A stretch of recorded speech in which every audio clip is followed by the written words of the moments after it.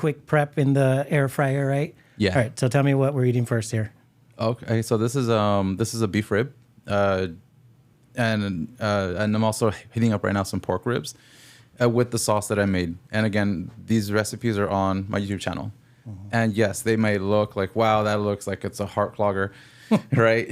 And if you eat too much of it, it can be a problem. But I try to make dishes that I know we all love and grew up with, right? And still make it healthy. So the whole point of me with my whole YouTube channel is making food that is supposed to be healthy, or that the misconception is that's not healthy, so I shouldn't be eating it, right? Wrong. Food can be healthy, depends on how you make it, right? So this dish is beef ribs. Again, try to cut off all the fat, trim it off, throw it in the oven. For this one, I use an air fryer, but the oven's enough too. I like the air fryer. I understand our population. Some of our patients don't have the luxury of a big home or a big oven. Some of them live in apartments, right? And which is not a problem, but those who are renting rooms. An air fryer is easy to use. You can, like what I did right here, I actually cooked these ribs at work. So, yeah. But just bringing back food that's supposed to be deemed unhealthy, healthy, making it healthier in some way. So the sauce that I use is actually low sodium, low phosphorus, low potassium. And it's very flavorful. I've actually done this with my family a few Thanksgivings ago. 2021, I think it was 2022, and it was 3 big racks of pork ribs, and no leftover. It was a hit. It was and it was my first time cooking ribs, and So the things that you said, for some of the people who are going to watch us tonight, low sodium, but I think you said potassium and phosphorus. Yeah. That may not be like something they're looking at, but for the population that you work with, it's pretty important stuff. Yeah. Sodium, pretty much anything that's packaged, right? It's going to be high. So is this a packaged thing, or you prepare the sauce fresh? How do you get it low sodium? And I'm super hungry. I mean, this is making my mouth water. But phosphorus, like I didn't really think about that from a sauce perspective. Like, what's the norm to a barbecue sauce? Okay. And how is this different? Yeah. So the difference is usually the sauces that you buy on the shelf has a lot of additives, so it doesn't go bad. Right. So if it's fresh, it goes bad soon. Stores can't profit off of something that goes bad instantly or within a week or less. So this is mostly fresh. So besides the fact that I use ketchup, that's not fresh, but I do use no sodium ketchup because ketchup has salt already. So with the sauce, if I remember from the top of my head, it has ketchup, Worcestershire sauce or Worcestershire sauce. There's always a tongue twister for many. I use mustard, just regular mustard. That already has sodium in it. You can't find no sodium or no salt added. That's fine. That does give it some of the flavor. Tabasco sauce, the recipe actually says tapatio, I believe. One or the other. You can use either or. It does add some additional salt, but it's very low sodium. It's not a lot. Brown sugar, just so you know, it's a little bit of sweetness. Pepper, cayenne pepper, that I only added a quarter teaspoon because I already learned 1 teaspoon or more. They're not able to handle it, huh? Or some people. Yeah. Are you okay? Keep going because this is getting like man. All right. So, anything else about this that makes it unique? And where can we find the recipe to the sauce to the whole plate here? The whole plate. Okay. So I do have. I'll give you guys the link. It's actually, it's my old barbecue sauce recipe. It's the only one I have. I actually filmed it, and I'm going to post it up again soon, probably next week, because the first one is my first one. So the audio, the imagery is so. So I'm reposting it, doing a brand new one, and the same for the ribs. That one's going to be up in 3-4 weeks. Okay. But I do have the pork rib recipe on my YouTube channel along with the sauce. Okay, let's make sure we link up with that, get it on the profile, and can we dig in? Yeah. Right. It's probably getting cold already. Yeah. So, it's supposed to be like, falling apart, but it's getting cold. So, yeah. My wife would say that she likes to do the TikTok videos, and I think it's the classic girly TikTok thing, like, pretty good. No, this is great, Jonathan. Yeah. Oh, no. I mean, we're on camera, so I don't want to. I want honest opinion because actually it's great. I gave this recipe to I give it to a lot of people. Cayenne pepper, and what did you put? Tabasco or the tapatio? Tapatio. I can taste it, and it's got the barbecue flavor, but it's got then the flavor that I would expect from a Jonathan Diaz. Get some, Paco. Paco, please try it. Yeah, it probably got cold, so this thing is amazing when it's hot. Not too bad. It's not cold. It does have paprika in there. Now, if you want to give it more of a smoky flavor, there's smoked paprika, right? So the recipe is always adjustable. You can always change it around a little bit. So great, huh? I have a lot of barbecue sauce in the back, and and I was in Texas when I lived out there for 4 years. My goodness.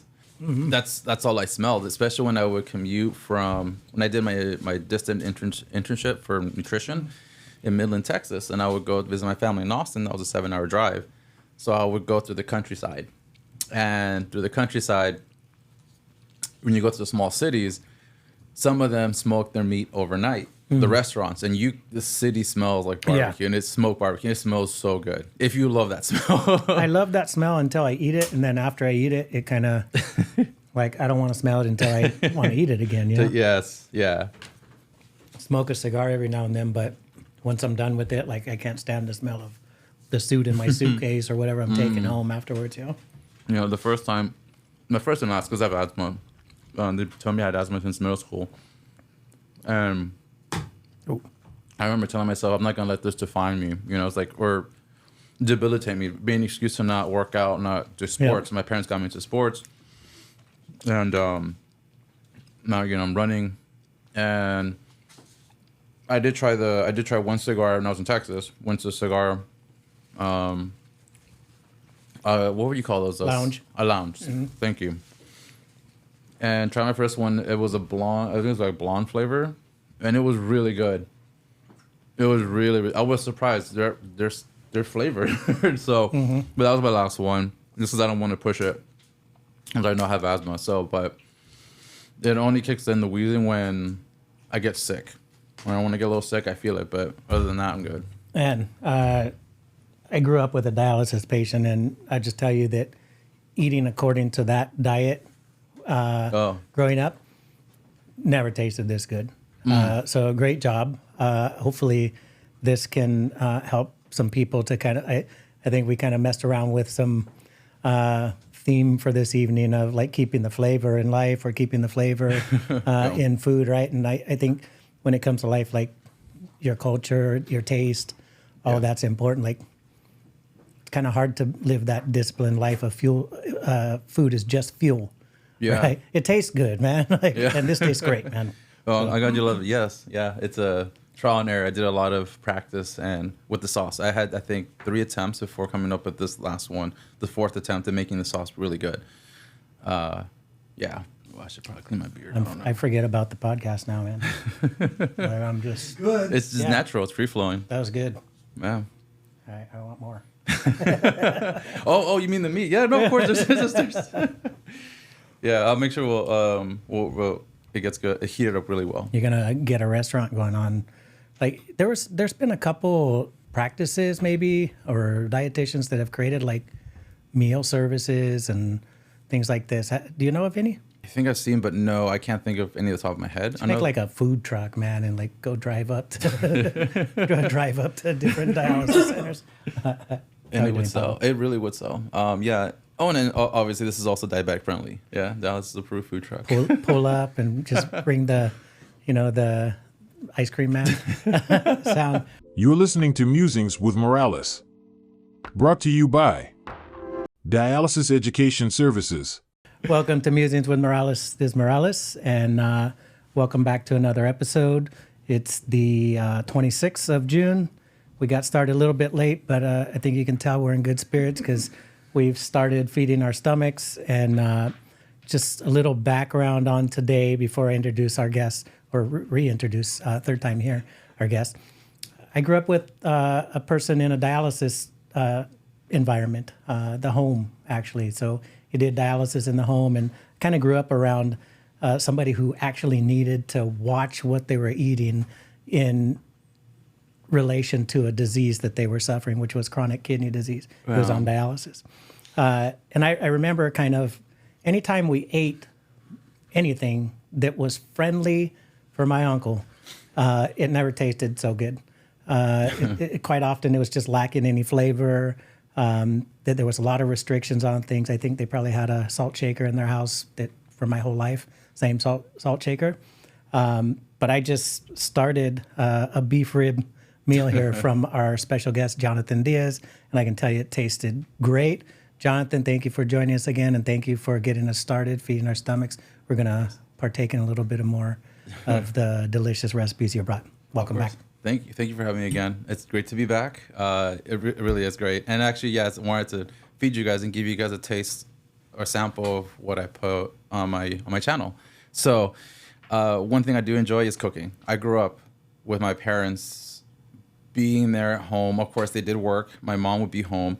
Then my grandparents came when I was, I think, 5 or 6 years old. And from where? From Peru. That's right. You're Peru. From Peru, yeah. So, and they've been here since I was that old, 5, 6 years old, and they've cooked. Everything at home was cooked. Yeah. Fast food was once a month, maybe. That's only if they felt like they want a day off, right? Like, we cook too much. Mm-hmm. So I grew up with that environment of cooking. So, but I didn't start cooking, or I didn't get my hands dirty, or pretty much in the kitchen until I left. I went to college in Texas for my graduate school, because at home everyone cooked. So, I didn't have a chance to cook anything. So I'm half Peruvian also. My father's Peruvian, and my grandmother lived with me my whole childhood. Mm-hmm. She was insulted by anybody who would even bring up the concept of eating out. It was like everything had to be in the house, had to be cut by her hand, had to be cooked by her. So I can appreciate the home cooking. As I grew and kind of started making my own decisions, had a little money in my pocket, I started eating out. And, oh man, she would be on fire. So I bet your grandparents would also be the same. That one day was just a rest, right? Yeah. Well, again, thank you for this. I'd love to participate in the other one. I think we'll wait for Maria to maybe help kind of bring some things in and out of the kitchen. Yeah. You just shared with us kind of the recipe of this, and then the location. We'll get that plugged into the edited video here. So this beef rib, like I said, everybody, it was great. I don't feel like there was a taste of restriction in this at all. Like you'd eat stuff that's good for you, and it's like, oh yeah, it's good for me. I didn't get a hint of that. Oh, that's good. That's aside great. from what you told me. Yeah, no. And it is difficult. I think where it gets difficult for someone to cook something that is good for them or healthy, it's difficult to understand the numbers. Obviously, I went to school. I studied this. I understand how to read the labels. It's a habit that I built in. And to have someone take their time to sit down, look at the labels, and think, this might be healthy for me. I don't know. And then obviously the best way is for them to restrict, but if they know what ingredients are good for them, how to use it, they can do something as delicious as this. But of course, I post my videos on YouTube just to cut out that part of having them to sit down, do the calculations. Yeah. Like that's time consuming. So I do it for everybody. Yeah. So and I try to use as fresh as I can with their ingredients. Yeah. Fresh ingredients is the key secret to everything. Yeah. So, and then also something else I just started doing not too long ago with my recipes, which is using MSG. Controversial for some people. Well, I was just about to say, because I mean, for a long time, I think my whole childhood, it was like MSG is the devil, right? And now it's on its comeback.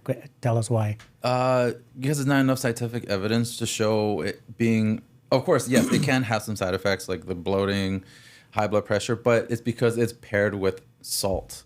That's the kicker, because MSG has sodium, monosodium glutamate, and then it's also salt, which has sodium. So if you put those two together, that's a lot of sodium, right? Yeah. But if you just use MSG and don't use salt, you have a lot less. So here's an example. Same taste though, right?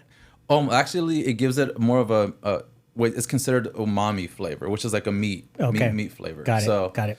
I love this. So you're gonna kind of tell us. Yeah, I brought this is for the very same reason. So a teaspoon. This is a teaspoon. A teaspoon of salt, has about 2,300 milligrams of sodium. You're right? done. That's You're a done. lot. For a patient on dialysis, the max is 2,000 a day. American Heart Association, for someone not on dialysis, like for like any of us who are not on dialysis, the max is 2,300 a day. Pretty much a teaspoon of salt. MSG, 1 teaspoon of MSG is about 800 milligrams of sodium. Okay. It's a third less than Gotcha. salt. So, and it gives flavor. So as long as you don't mix it with salt, just cook your dishes with MSG alone. That's what I would suggest. Gotcha. Yeah. So, but again, it's the misconception of mixing both that makes it unhealthy. So, but if you separate one and use MSG, don't use salt, you should be good. Yeah. So, and the purpose of salt is also this. Actually, I'm going to ask you. I want to see if you know. So, what's the purpose of salt? Is it to give it flavor or to enhance flavor? You know, I don't even want to. I don't even want to step on that. Because my main argument against like no sodium would be like, well, it tastes good. But no, I don't know, man. Enlighten me. Yeah, so I learned this a few years ago in graduate school. So salt, have you ever had food that was super salty, but nothing but just salt because there was no flavor in the dish? So what salt does, it enhances what's there. So if there's no flavor to begin with, the salt is not going to bring anything out of the dish for you to taste in your mouth. Okay. So it just enhances the flavor. So if your dish has a lot of flavor, you add a little salt, boom, the flavor is popping out. You can taste it. Gotcha. But yeah, MSG is kind of the same Actually, thing. So, it is the same thing. Kind of, yes. It's the umami flavor. Okay. So that's why I prefer using the MSG, but that's the purpose of salt. And some people think, oh, well, salt, is that a lot of salt? Add a lot of salt? Boom, my food's going to be delicious. No, there's nothing in there to bring it out. It's going to be salty. It's going to be nasty. Bro, you're like giving me some crazy science right now because that's the way I think is like add more salt and it's going to taste good. More salt and it doesn't taste good yet? Yeah, that's the way I think. Yeah. And I okay, so soy sauce, salt, sodium, right? It's not MSG. Is there like a soy sauce that has MSG? Is there like a fish sauce that has MSG? Because certain cultures, that would be really important, right? I mean, it's kind of like a staple. And then, another one. So since we're talking about sauces, I'm asking for myself maybe one day. Okay. Vinegar and, kind of the whole mixture of like these crack sauces and things like that. What about those? For vinegar, actually, this has vinegar. I like to marinate my meat in vinegar. I grew up with vinegar in my household. Yeah. You would know. So, Yes. Usually I like to pre-marinate the meats overnight with vinegar so it has a flavor because that's my personal preference. But now for the sauces, you said soy sauce, fish sauce, oyster sauce. If it has sodium in it already, I wouldn't add more MSG or salt, whichever one you prefer using. I wouldn't add more to the dish because that's already providing the sodium. Yeah. So I'm glad you asked that question because I didn't, in the barbecue sauce that I put on the beef, I didn't add salt or MSG. It actually, the sodium in it. Oh, it has no salt or MSG. No, none. It only has the sodium from the the only sodium that is in there besides let's see, it's the mustard that has a little bit. Right, the couple sauces that you had. You said no sodium ketchup. No sodium ketchup, exactly. Yeah. But the mustard, Worcestershire sauce, and tapatio has sodium. Has a preservative. So that's the only sodium that you're getting. You don't need to add any more to it. It's fine the way it is. And of course, the meat and the chicken, all those things have some sort of amount of sodium in it already. So there's no need to add more to it. Yeah. So Jonathan, I definitely want to dive in when hopefully we can dive into the next one soon and dive into further topic on it. But let me ask a question. So a registered dietitian, right? Yeah. In a renal environment where people are getting dialysis. If you had to kind of give me the role day in the life of a dietitian, just high level, what is the role of a dietitian in the life of somebody that is on dialysis or has kidney failure? Okay. For my personal experience, usually it's the same. I work for DaVita, and I know there's also U.S. Renal, there's Fresenius. They all have different, I guess, job tasks, but they're almost the same. So for me, usually the first week of the full month, we draw labs for everybody. Okay. So we draw from potassium, phosphorus, sodium, hemoglobin, you name it, the whole thing. And it takes about 2 to 3 days for the lab results to come in to go back to our system.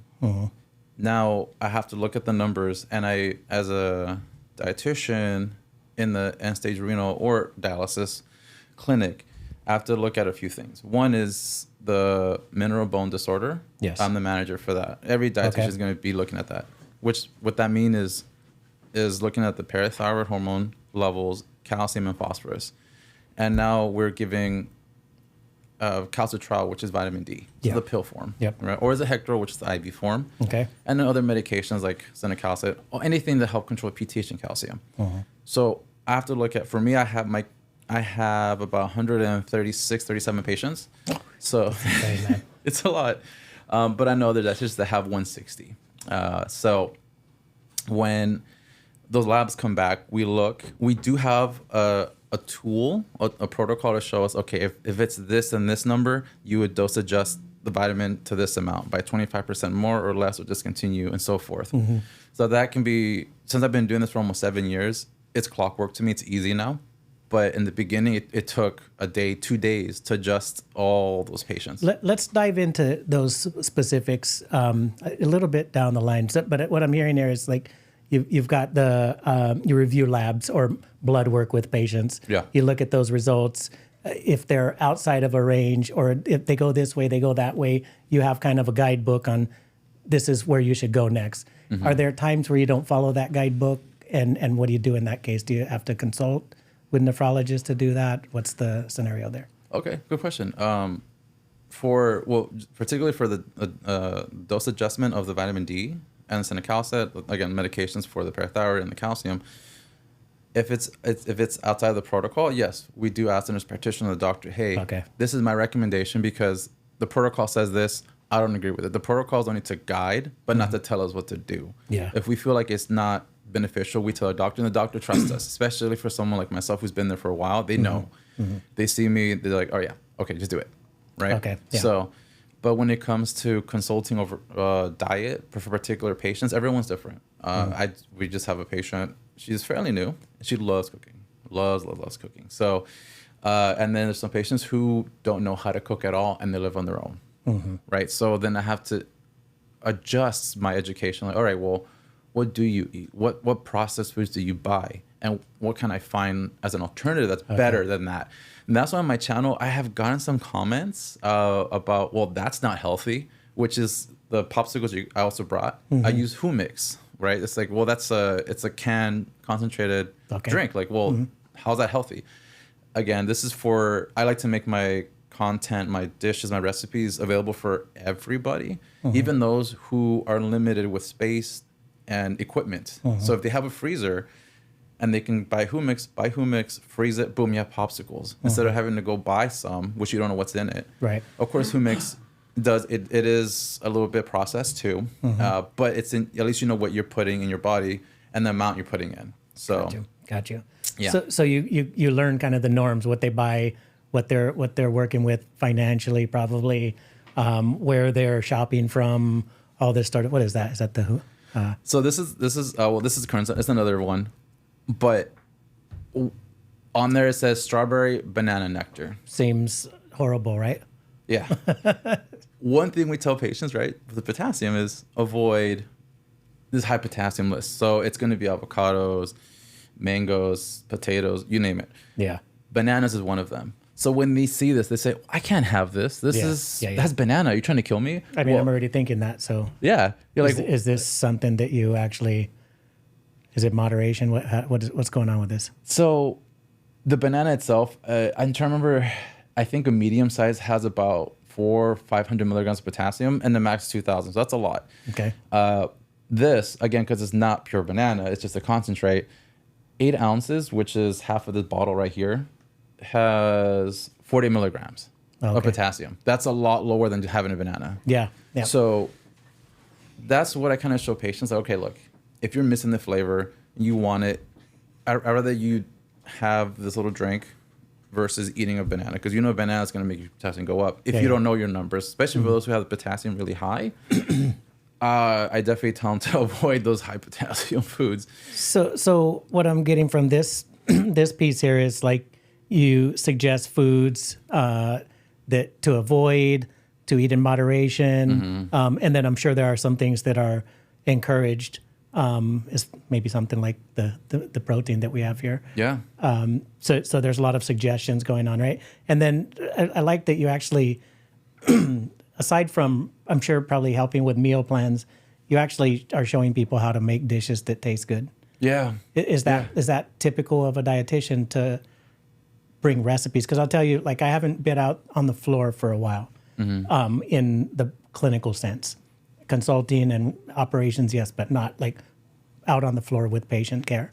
And when I was out there, I don't remember dietitians that were as helpful as I've seen you. And you know, I take that back because I actually saw a big transition at one point in my career where a dietitian brand new out of college came into a clinic and made everybody look horrible. No. As far as all the previous dietitians that I had worked with, like literally right out, first job out of college. Yeah. She actually ended up helping and building some educational content in one of the businesses I own, Cynthia Leong. But yeah, she's, I'm not sure if she's still in dialysis, but yeah, she came in and she made, you know, how we noticed was the protein. We saw a big increase in the albumin of the patients. Okay, so like just role wise, I want to get that clear. Dietitian, you explain these effects of the foods, you make recommendations, suggestions, you help with the meal planning and even the recipes in some cases, maybe not with all. You look at the lab values or the blood work, and you make recommendations and adjustments to medications that are part of their management of this disease process now. Yeah. And then what about the interaction that you have with the rest of the team, nurses, doctors, and maybe specifically the technicians I'd like to focus in on because they're like the ones that spend the most time. You've said that before with us, spend the most time with the patients. I hear what you're saying. I'm not the dietitian, but I'm there all the time with the patient. What's your relationship and your cross-functionality there? Yeah, no, I 100%, I need them. I really need them. They are the ones that have built that rapport with patients. Patients trust them more than the social worker or the dietitian, only because, they build that rapport. They see them every day, and then they trust that technician or whoever to cannulate them. Those needles are big. Yeah. And I complain about a little one. The dialysis ones are huge. And that takes a lot of trust. I've seen patients where they reject PCTs. I don't want that person. They hurt me. Only one time, one mistake. That's it. I don't want that person. Yeah. So that trust is deep. Yeah. So the PCTs, the patient care technicians, they are my allies, really. There's one patient that doesn't like talking to me. That's fine. I just like, here's your labs. If you want to talk and you're ready, that's fine. Do they go to sleep when they see you coming? Or I love that. What's the story? Dude, those make me laugh. Oh my gosh. When they see me, there's one that we joke. I purposely go right in front of her, so she just does this. Man, I love it. Paco, Maria does that to me. Like when I walk in the room, she goes, like pretends like she's asleep. Yeah, all the time. Like that's I never put that together until just now when you just did that. Yeah. I want to say hello to the folks who join us regularly. Jim Q's joining with us, and Jimmy's there. Yeah, he's shared with us before. He understands the struggle, and it's like right away, no to banana. But it's great that you're kind of showing the compromise that you have to make. Is like you want the beautiful benefits of fruit still, right? Yeah. But you got to watch the portions and the concentrations of the things that you eat. So there's that thing of life in moderation, I guess you would say. Yeah, exactly. It's key. And anybody else who's with us right now, we've got the expert here. So I definitely want to, we're open to questions. We'll throw them out there as you ask. But let's kind of move on through this journey of who the dietitian is, and who we're serving. Right. And if I was you and I met for the first time. I'm a dialysis patient. Mm-hmm. And you have to do some sort of initial assessment on me, right? Yeah. What are some of the considerations that, may be obvious and then some that may not be so obvious? Because when we think about the population of patients that you may see, some of them are, is young and good looking as you, and others are, debilitated by different ailments, limb loss, things like this. Some have problems with dentation. So what are the considerations and kind of high level, what are the initial assessment items? Number one is malnutrition. Malnutrition. Are they coming in already, I guess, cachectic, or where you can see their bones protruding? So, most of the time they're not. They're So actually this swollen. I just want to, because sometimes we get caught up in our terminology, right? Cachectic. So is this muscle wasting? What is this? Yes. Yeah. So it's like, muscle wasting in a sense, like where you don't see the muscle. Biggest ones I like to use, like indicators when I see patients, and is I have them pinch their pointing finger and their thumb, and there's cushion right here. So that's, we're good in terms of muscle. Yeah, if it's gone, and it's very obvious. Like right now, we're great. I mean, if it's gone, it'd be like right here. You would see the bones. Gotcha. The temples, right They're here. gone too. They're gone. Oh man, I have no problem with it. And I got like these headache from my temples and my jaw stress, stuff like that. Okay, got it. So, what else? So we do physical observations, and then of course the questions. So from their home support, do they have family? Who cooks for them? Do they cook for themselves? Yeah. Because well, I'll get to that in a minute. So I asked also their dental. You know, do they have their teeth? Is it partials? Is it dentures? Does it fit? If it doesn't fit right, it move around. Yeah. Food gets in there, and it moves into the gums, and it hurts. It cuts them. They're restricted to what they can eat again. So, and that's something else too that can contribute to that malnutrition. Yeah. Pain and illness, I guess, in the gums. Infection, yeah. An infection anywhere causes albumin or protein to drop. Yeah. Right. So, again, that's a marker to see, if the patient is highly more likely to end up in the hospital or not. When it's 3.7 and lower, every 0.1 drop in albumin or protein, they're at higher risk of going to the hospital, unless they have cirrhosis, which is like a damaged liver. Yeah. That automatically drop protein. There's no way to get protein back up. But yeah, those are some of the things we look at. And so I do ask again, who cooks? Do you cook? Financials. Do you have some form of income? If not, who supports you? Yeah. So it's those little simple things. What about meds? Do you look at their medications? Does that have a factor into kind of how you're going to be managing them moving forward? Yes. Aside from the vitamin D, which you're managing, right? Yeah. It's let's see, for medications besides diabetes, like the insulin and the pills, glipizide, glimepiride. I know by that point they cannot be on metformin, very common pill for a lot of people with diabetes. Yeah. I do want to input though. Insulin is actually better than any pills. Metformin's good, but there's always this misconception where doctor says, "Well, if you don't take your pills, I'm gonna put you on insulin." Insulin's actually better. Would have been a bit. Is it a compliance thing or adherence to it? I think it's just the simplicity behind taking a pill versus injecting You yourself. have to switch the plates, huh? You guys want it now? Yeah, we got to get a new plate. We're gonna though. serve you. You guys keep talking. Yeah. So what about you said who's responsible for stuff, right? Yeah. I think I remember in a previous conversation we talked about there's fast food next door, but the grocery store's X miles away from me. Is that something that you're really triggering, and how do you deal with that? That one's tough. I know some patients, they find a will and a way to get themselves to the grocery store, and some just don't because they don't cook, right? Or if they do, they buy frozen TV dinners, something microwavable, boom, done. Yeah. Right. And when that happens, I don't Which is judge the lesser them. evil, huh? Yeah, exactly. And I definitely don't judge them because I completely understand that when they don't know what they're doing is wrong, then I go in and help them. If they're ready to learn something new, right? I don't go in and say, "Hey, that's bad. Don't ever do that again."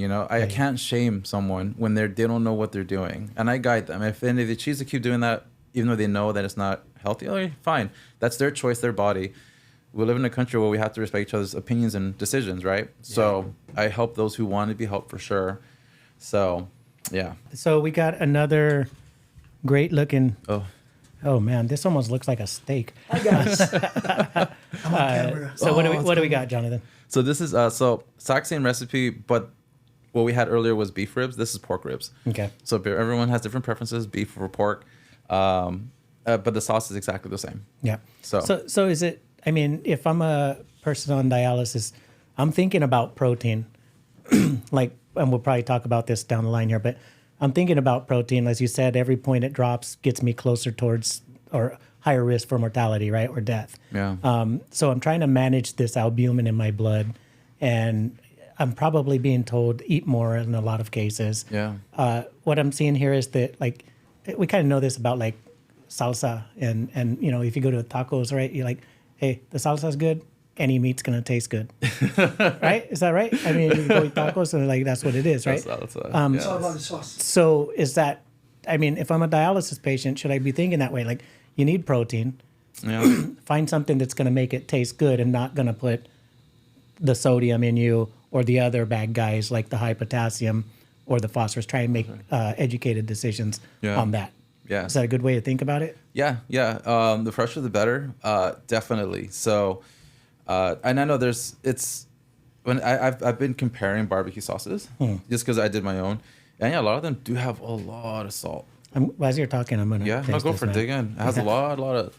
I can't say look salt. at- Sorry, sodium. Sodium has a lot of sodium. So they're limited to using a quarter of a teaspoon for something that is moderately okay with sodium. So. I see my wife passing by and she's chewing every time, so I think you passed the test. All right. You can always reheat it. I know I got a little cold, but I know it's going to be really good. Jonathan Diaz does not disappoint. Really, really great, man. Yeah. It's hard to focus on Oh, no, just learning something other than this little piece overcooked. Oh, That my might- gosh. that my taste buds love it. Yeah, so, Okay, for yeah, I'm looking at the pork. I think this piece like overcooked a little, but I can see it.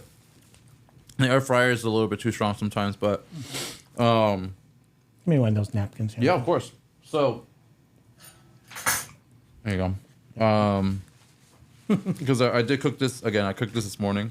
Ellie Let me Diaz. cool down. Ellie Diaz says looks good. Oh, I got 3 forks now. Oh, Thank you, Paco. that's my cousin from Texas, Austin.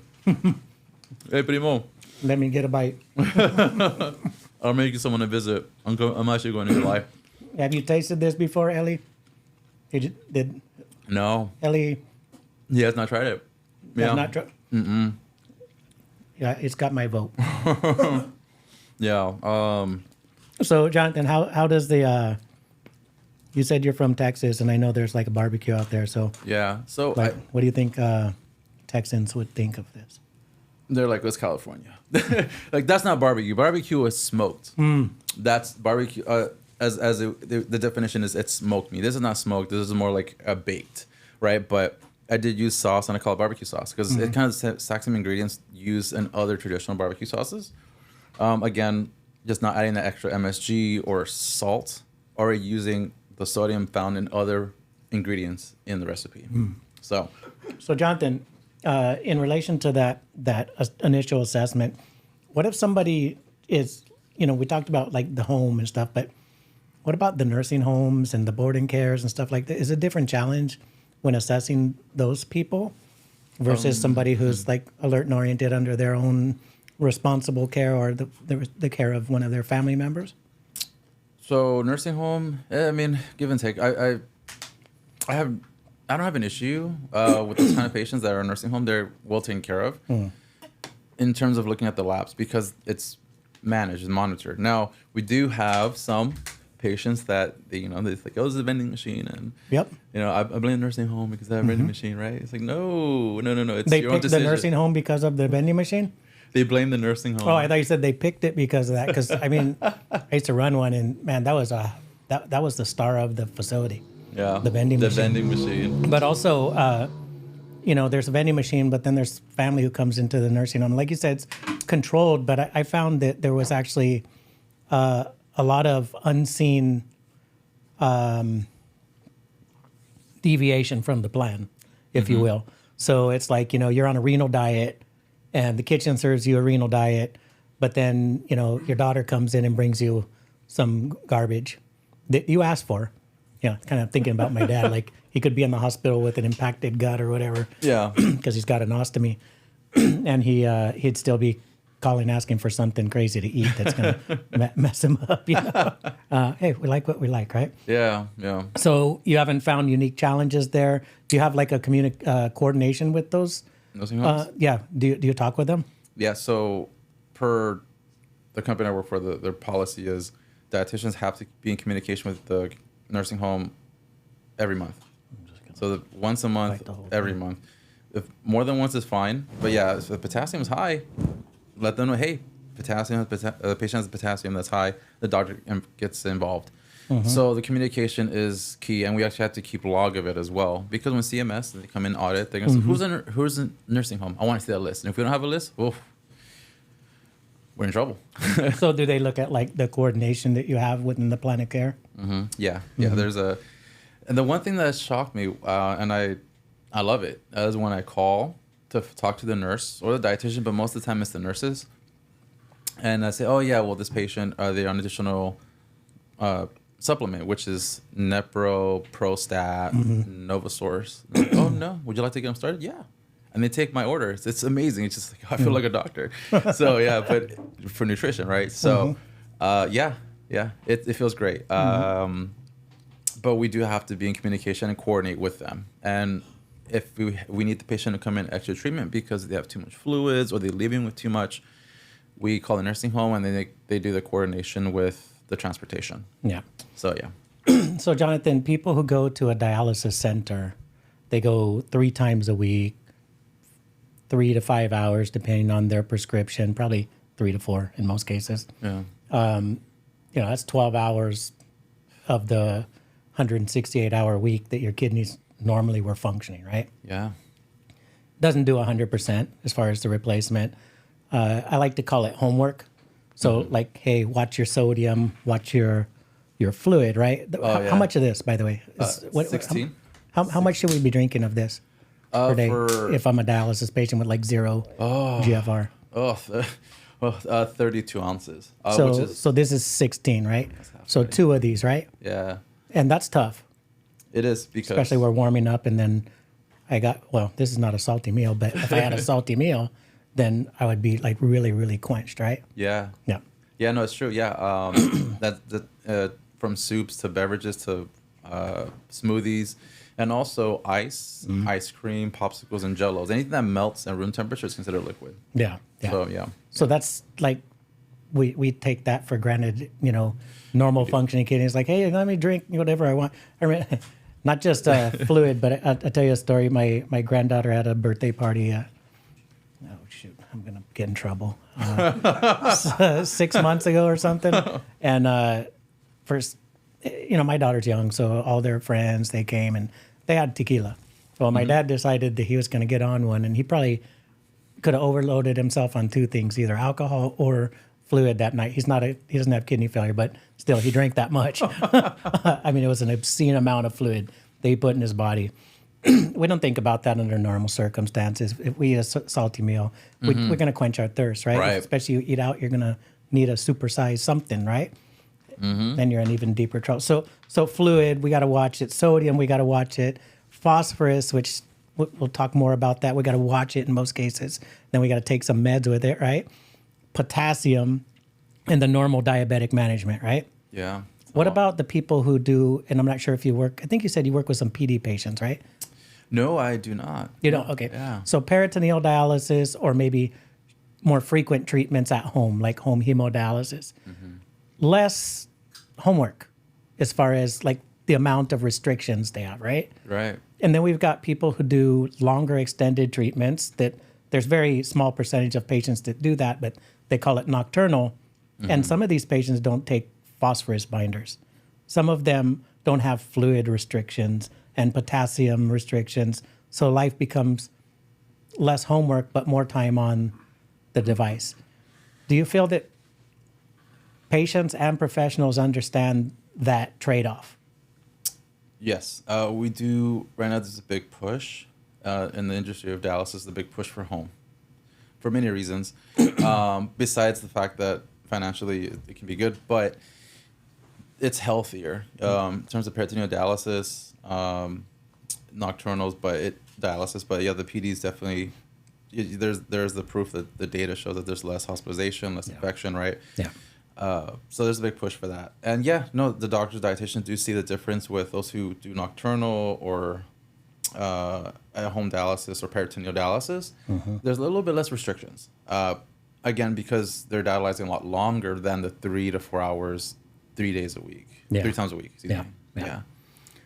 What do you think is the, you look at the whole roster of labs, right? Blood work. Yeah. What do you think is the, or for you, whether it's for you or it's like an industry standard, what's the biggest focus, the biggest deal, the predictors of mortality type of thing? I mean, I would say it's a little bit of everything: albumin, potassium, phosphorus. But potassium is something that should be addressed right away because that fluctuates in an acute, instant. right? Yeah. Yeah. Phosphorus, that one's long term. I know I try to educate when I remember patients that are phosphorus high. Like if it continues to be high, you probably won't be. You're not going to be a good candidate for transplant. Yeah.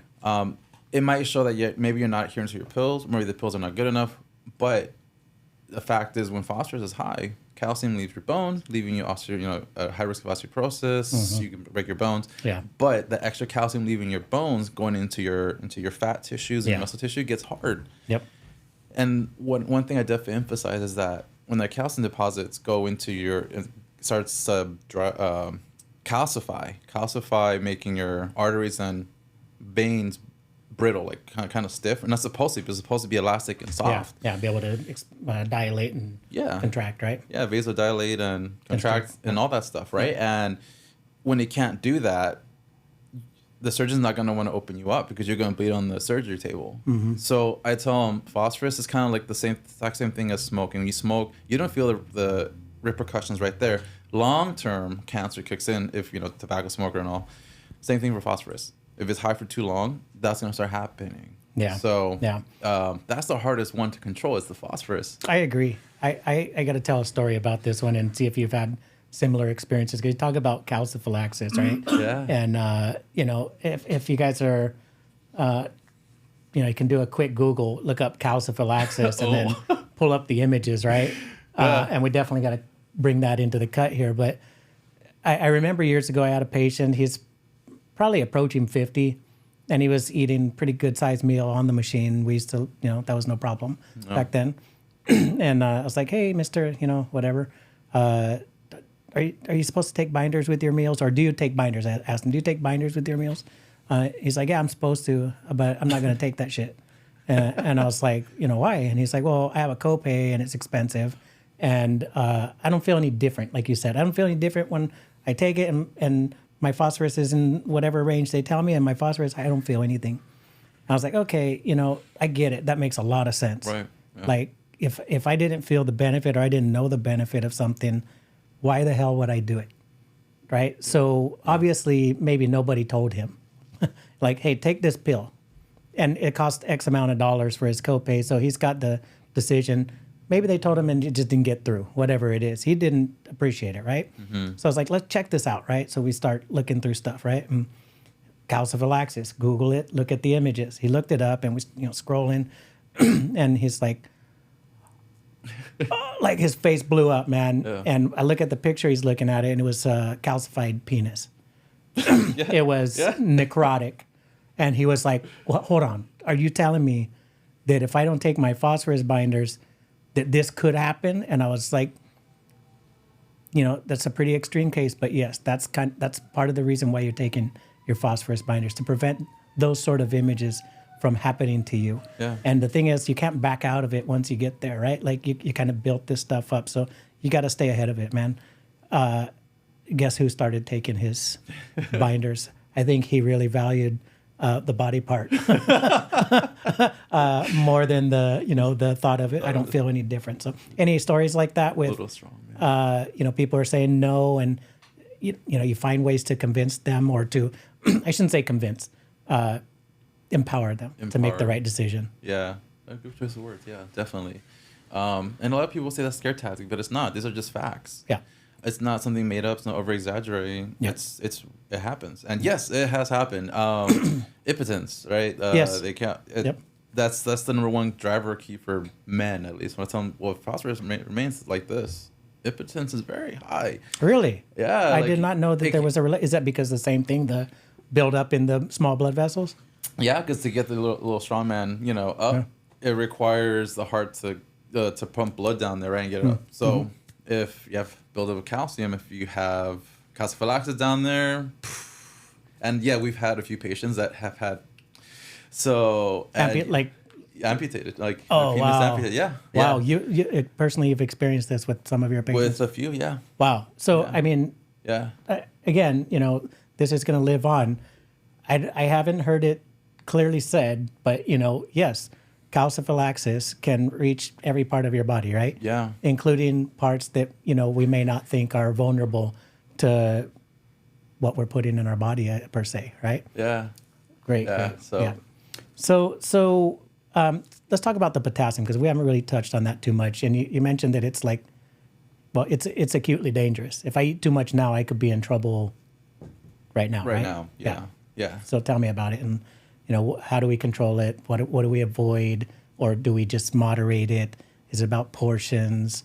What's the best advice? So that one we do check per policy, at least for where I work. If the regular potassium is 3.5 to 5.5 in our blood, 3.5 to 5.5. If it's between 5.6 to 5.9, we don't repeat potassium, but we know it's high. We educate the patient. It was high this day. Whatever you had over the weekend, change it. Avoid it. The doctor may give you medication for it. There's 3, Caxylate or SPS, sodium polystyrene sulfonate. These are the binders. These are, it's actually it's a powder. So the Caxylate, Localma, and Veltassa, those are 3 main ones to help lower potassium. But to do that, when you take it, it's fluid, but it also causes diarrhea because how else do you get rid of potassium? Purge it. You purge it out of your body. If you don't want to purge it, you can. We do sweat a little bit out of potassium, just a little bit. So, but of course, diet. But what if it's not diet? I have patients that say potassium is high, but I'm not eating anything you told me. Right. Nothing. I swear. I'm like, okay, I take your word. You know what I mean? Well, let's figure this out. It can be constipation. It can be constipation. Also, what's this chronic GI bleed? Yeah. So yeah.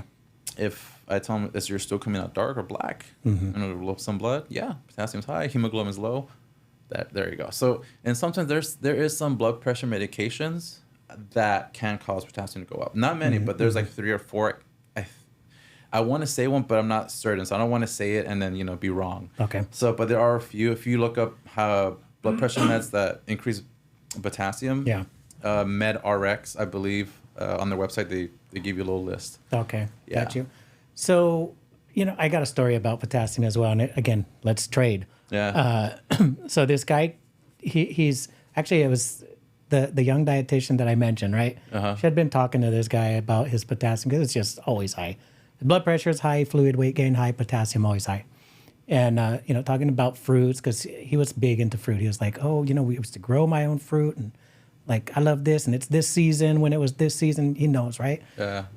So she was like, I think he was talking about melons. Well, I know it was melons. Okay. And she was advising him, hey, because it's melon season, I'm looking to go buy this. She's like, hey, cut it into cubes and like eat 3 small, like I think she called it inch and a half diameter or cubes, size cubes, right?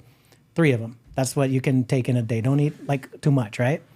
So he comes in one day and he smelled like vomit and he was weak, and it was clear, like it was after the weekend, it was clear that he probably had some potassium issues. Hey, how long has this been going on? It happened. What happened before that? Oh, I ate some melon, right? I think it was cantaloupe. I think. Okay, tell me about the cantaloupe. And he goes, well, I did exactly what the dietitian said. I eat 3 pieces of cantaloupe. Okay, tell me about these pieces.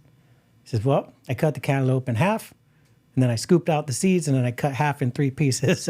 I said, so you're telling me you ate half the cantaloupe? Yeah, I was like, okay. I endorsed this to the nurse. And there's just more counseling, right? So, I think he knew what he was doing there. Yeah. And he was there was humor to it, right? But any stories of just confusion, like people overdosing on potassium. I can't think of specific ones, but I take it back. We had one that potassium used to be high, and that's also the exact same thing with phosphorus is high. Well, I don't feel it, so potassium you do.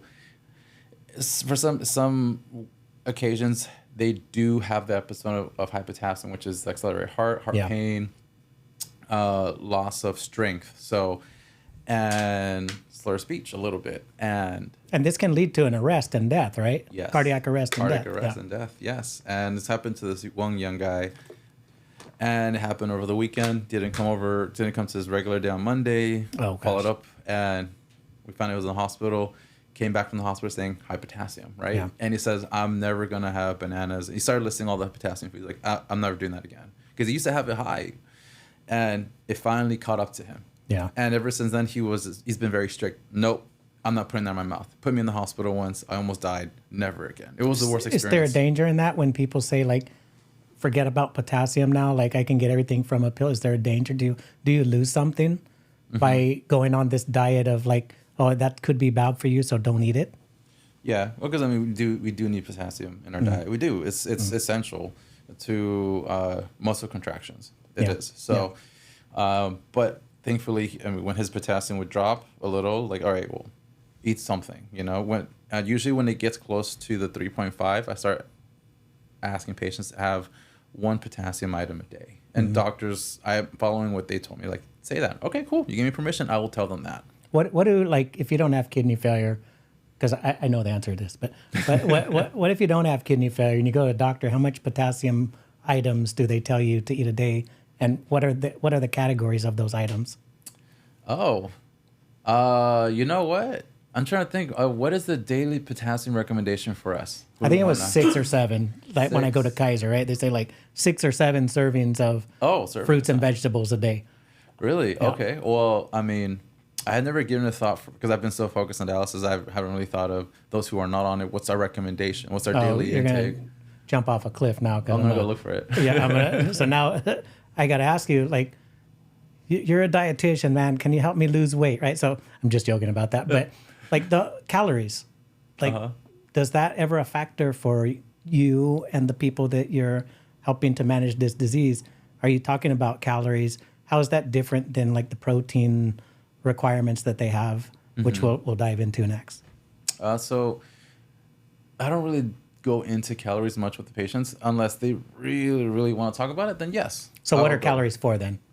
Energy. It's energy. Yeah, because if they're not having enough calories, malnourished. So that's the one thing is when they tell me they're eating, I am the happiest dietitian. I'm glad they're eating because when they dialyze, yes, it's a perfect it's not a perfect process. Excuse me. It cleans the blood, takes ammonium, potassium, all the toxins out, but it's not a perfect process. They're losing protein, vitamins, and minerals. Yeah. So every session, they need to replace what they just was removed from their body. Plus their normal requirement for their mass, right? Exactly. So if they're not replacing, so for a dialysis patient for I think it's 3 hours, they lose about 10 grams of protein. So it's about, so like a chicken breast size of your palm, it's about 3 ounces. So that's about 20 grams of protein. So half of that chicken breast with your protein is being removed. Wow, I didn't realize it was that much. And PD even more. Even more. From what I understand. Wow. Yeah. So if they don't replace it, the process in itself is causing malnutrition. If they're not replacing what they're eating, if they're not taking vitamins, they will get sick. So when they say,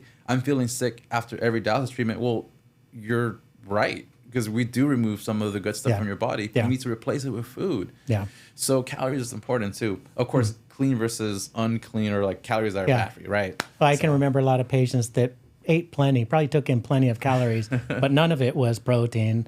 You know, it was like chips and donuts and sodas, which have a lot of calories in them, right?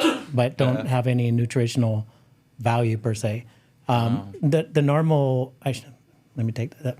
The non-CKD population thinks about calories of what goes in and what goes out. And if I put in more than I put out, then I'm going to get a belly on me and start to pack on some fat, right? Yeah. And if I put in less than what I put out as far as energy output, then I would be in a deficit and I would be losing weight essentially. Protein then comes into play, and you want to maintain muscle mass and lose fat, right? So let's dive into protein. Calories aren't necessarily the central focus of this conversation with most dialysis patients if they're eating enough protein. Is that right? Yeah. So protein or albumin, one of the biomarkers we look at, albumin, it's influenced by a lot of things other than just the food.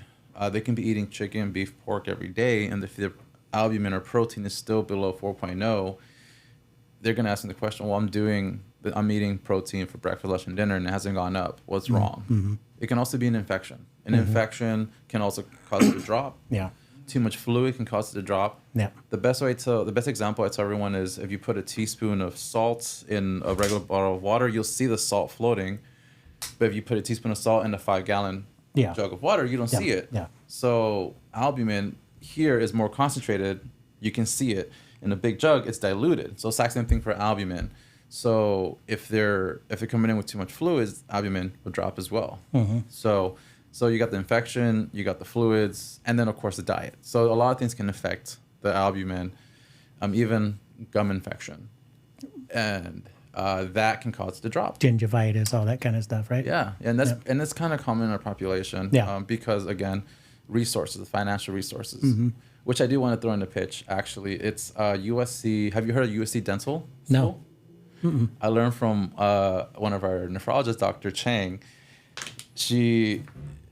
It's amazing. So she recommended this place to a patient, and I've been pushing every patient to try USC Dental School because, of course, you need some kind of insurance, but you don't need it, but it's good to have one. Mm-hmm. And they will cover a good portion of your expenses.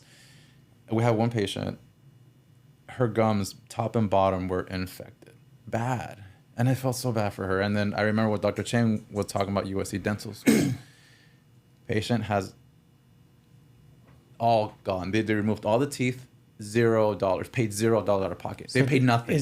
When you say dental school, this is an academic institution that they can go to, kind of like if you go to the cosmetology, or, you can go you'll be the model.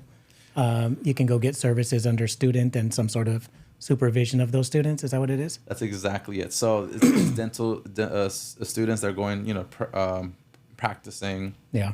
And their hours of experience or dental experience. And they're obviously supervised by a licensed practitioner or a dentist.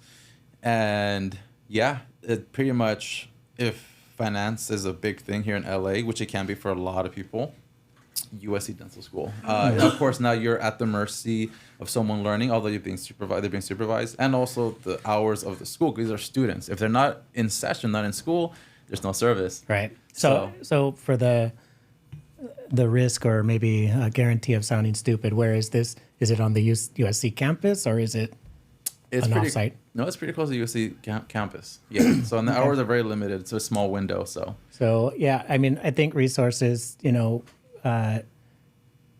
don't know anything about them, but sounds like a noble cause. It's a wraparound.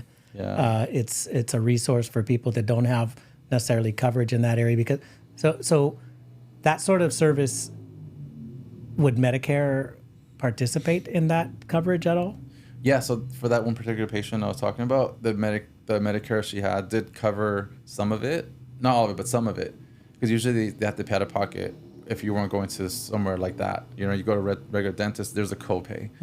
No copay. I think the school pay covered the rest. I can't say half, but they covered a good portion of it to where she had to pay nothing. It took over a year. It takes a long time. There's a long wait. Yeah. Again, because of what they offer, and it's a lot of moving factors, a lot of moving pieces to it. But went off tangent. But yes, gingivitis, gum infection. I think that's super important because from what you take in to the actual other comorbidities that come with dentistry, right? I know that there's like gingivitis also is a factor with your heart as well. So something that probably a lot of people don't think about until their teeth are falling out or rotted or pain, right? That's kind of me. I have no cavities, but I get like gingivitis. Oh, okay. So I have to do regular cleanings, and like sometimes I wait until it hurts to go back because it's the dentist, right? Like I really love my dentist, by the way, and she keeps texting me like, hey, it's time for you to come back. It's a friend of mine's wife. She's great. Like she understands that I hate the dentist, so she makes it as tolerable as possible. Let's talk about this this relationship of protein to kind of what you see before you. Not me specifically, but you know, like when you look at the silhouette of an individual, right, and you start to see malnutrition set into somebody, what happens to a person from that appearance? You kind of mentioned some of the prominence and the loss of muscle, but do they typically gain weight, lose weight when they're dialysis patients? And then just to add on to that as the superset, when there's problems maintaining weight, like what are the tips that you give people? That's a really good question, actually. So weight loss does happen unless they're at a point where their BMI is so low. But BMI, I mean, they're like 17, 18, which it's been a while since I've seen that, but we have had that where they're just bones. They're just bones. Yeah. Intervention besides the family getting involved, if there's any family support, IDPN, interdialytic protein nutrition. Yeah. That's something that I learned working in the centers. So, because of course in the hospital there's TPN, you know, total parenteral nutrition, and peripheral nutrition, PPN, and there's TPN and there's IDPN, which is infused during their dialysis treatment. So the TPN and I haven't heard of PPN before, but TPN is like a 24-hour, right? Yeah, I believe it goes straight to the jugular or something where it goes straight to the heart. And the PPN is a little more distal. Like it's been a while since I've looked into it, but there's two different ones. My dad I thought he had TPN, but he had like a little purse kind of thing with a pump, and then he had a bag because he had an ostomy, like I said, during some of the transitional phases. That's all he got, TPN. So 24 hours a day he was on this drip for his protein because he couldn't take anything by mouth during that time. Yeah. I've seen the dialysis patients with the IDPN as well. And I definitely want to share a story with you. I don't know if I have before. But I've seen them on it, but I've also seen a lot of, I guess, bottlenecking because of reimbursement and things like this. So IDPN specifically, is that something that you're seeing here in California implemented? Are there challenges in that, in getting that prescription? Doctors are all for it. If we see that the patient needs it, they're for it. The issue is the companies we work for, they're out of California. So if they only have Medi, or just Medicare, I believe. It was one of the two. I always get them confused, but if you only have one of them, they cannot get IDPN because they're out of state. So it's covered by Medi-Cal then, probably not by Medicare. Okay, that makes sense. So yeah, I've seen challenges in it, but I've also seen it used, and it's, you know, it's a must. So Paco, I just had a different camera on my screen here. It switched over to you. I don't know if that changed anything. There is one thing I do want to mention that I did find out not too long ago. Was it this year? This year I started using Brooks Healthcare. They're California based. They do provide IDPN. They do provide it. So they've been around. They've been around, but I've never knew about them. And I was also so focused on the ones out of state that I didn't even see the ones within our state because they don't really talk about it. And if you do work with so they're the distributor or the one that compound the formulations or something? Yes. Okay. Yeah. Gotcha. So we did find a new one, and it's Brooks. Yeah. And shout out to them. They not only do they provide IDPN, they also, depending if they get prescription and the patient qualifies, they also send out Nepro, NovaSource to the patient's home. Okay. So it's all about nutrition then. Yeah. That's great. They do more stuff, but I know that's what they do for sure. For me, that's they a do focus that. for you anyways. Yeah. So I got to tell you the story about the IDPN. So I had a patient years ago, and I always tell this anytime I get the chance, which is somewhat rare today, to teach a class to new professionals. So I had this patient for probably about 2.5 years at this time. She was the last patient on in the center. She worked a job like 10 hours a day as a longshoreman, right? She wouldn't eat all day because she had diverticulitis. Did I tell you about this before? Oh, no. All right, so she had diverticulitis. If she were to eat this meal right now with us, she'd be blowing up this room with her farts, right? And then she'd be hitting the bathroom probably 2 or 3 times within an hour because it just kind of like passed right through her, right? She had super low albumin in the twos. She was on IDPN. So she'd be the last patient I put on when I was in this specific clinic. It was in like Long Beach area. She'd be the last patient I put on, last patient I took off. She'd come in with a box full of El Pollo Loco or flame broiler chicken, right? Just pure meat. She could probably feed everybody in the clinic with as much as she brought because she didn't eat all day. Protein was low. She was being told, hey, pack it in. I really respected her because like it was a lot to continue to work. Like, work. Dialyzing 3 times a week and then not eating all day because this is what she told me.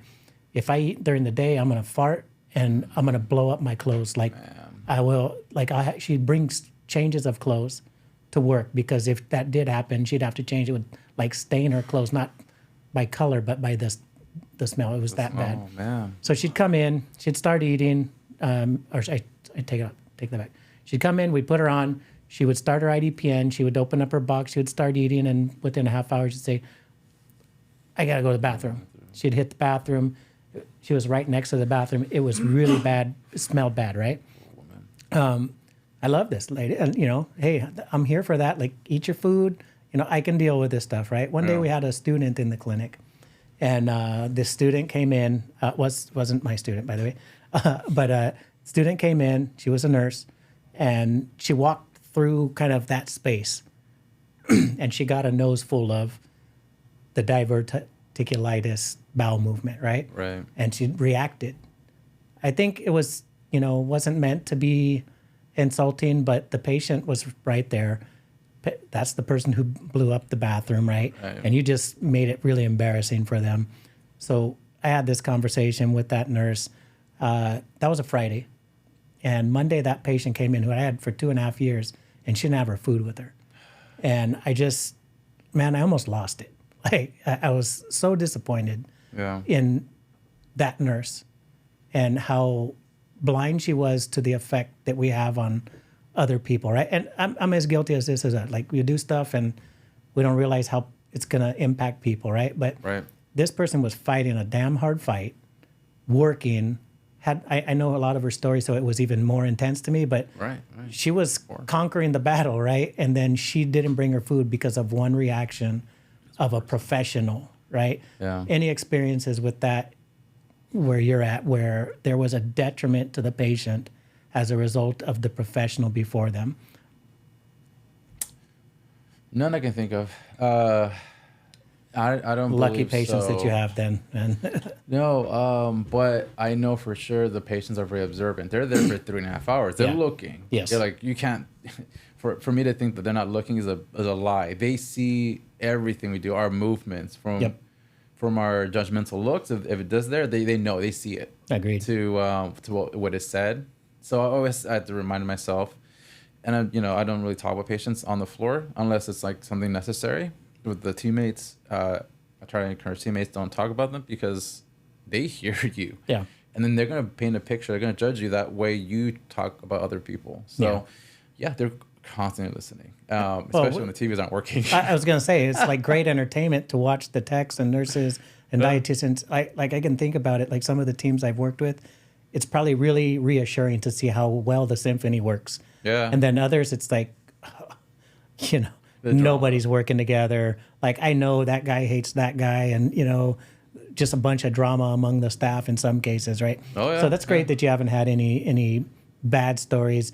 Hopefully the culture of the places that you work kind of are observant to how our actions, our facial expressions. I might have told a story before. One of the patients that I had didn't like that I had tattoos, and I covered up from that day on out because I didn't want the impression or the perception of the person that's caring for you as the way she perceived it. Right. By the way, she didn't let me take care of herself. It didn't work with that I covered up. Right? I was like, all right, see it. Yeah. So tell me about the. I think the sauce on the protein is one, right? And just give me some reactions to this kind of stuff, because these are some of the things that I've heard, but I think they're also probably very controversial. Sugar on fruit, unsalted margarine on foods, gravies and sauces, small meals more frequently, like 6 a day. high calorie beverages, gummies and candies, whipped toppings for desserts, non-dairy creamers, jelly to jam and bread. Any problems with any of these things? That's a lot of things. Let's see.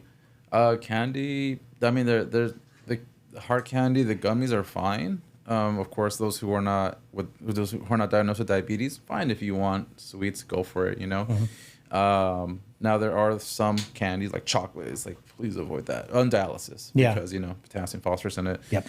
Although even dark cocoa is amazing and bitter as hell. I don't know if you tried 99% cacao. Yeah. I'm not a fan. But there was some place in Vegas that I went to that they had different percentages, and surprisingly, the stronger ones were from Peru. Like the really dark chocolates, huh? Yeah.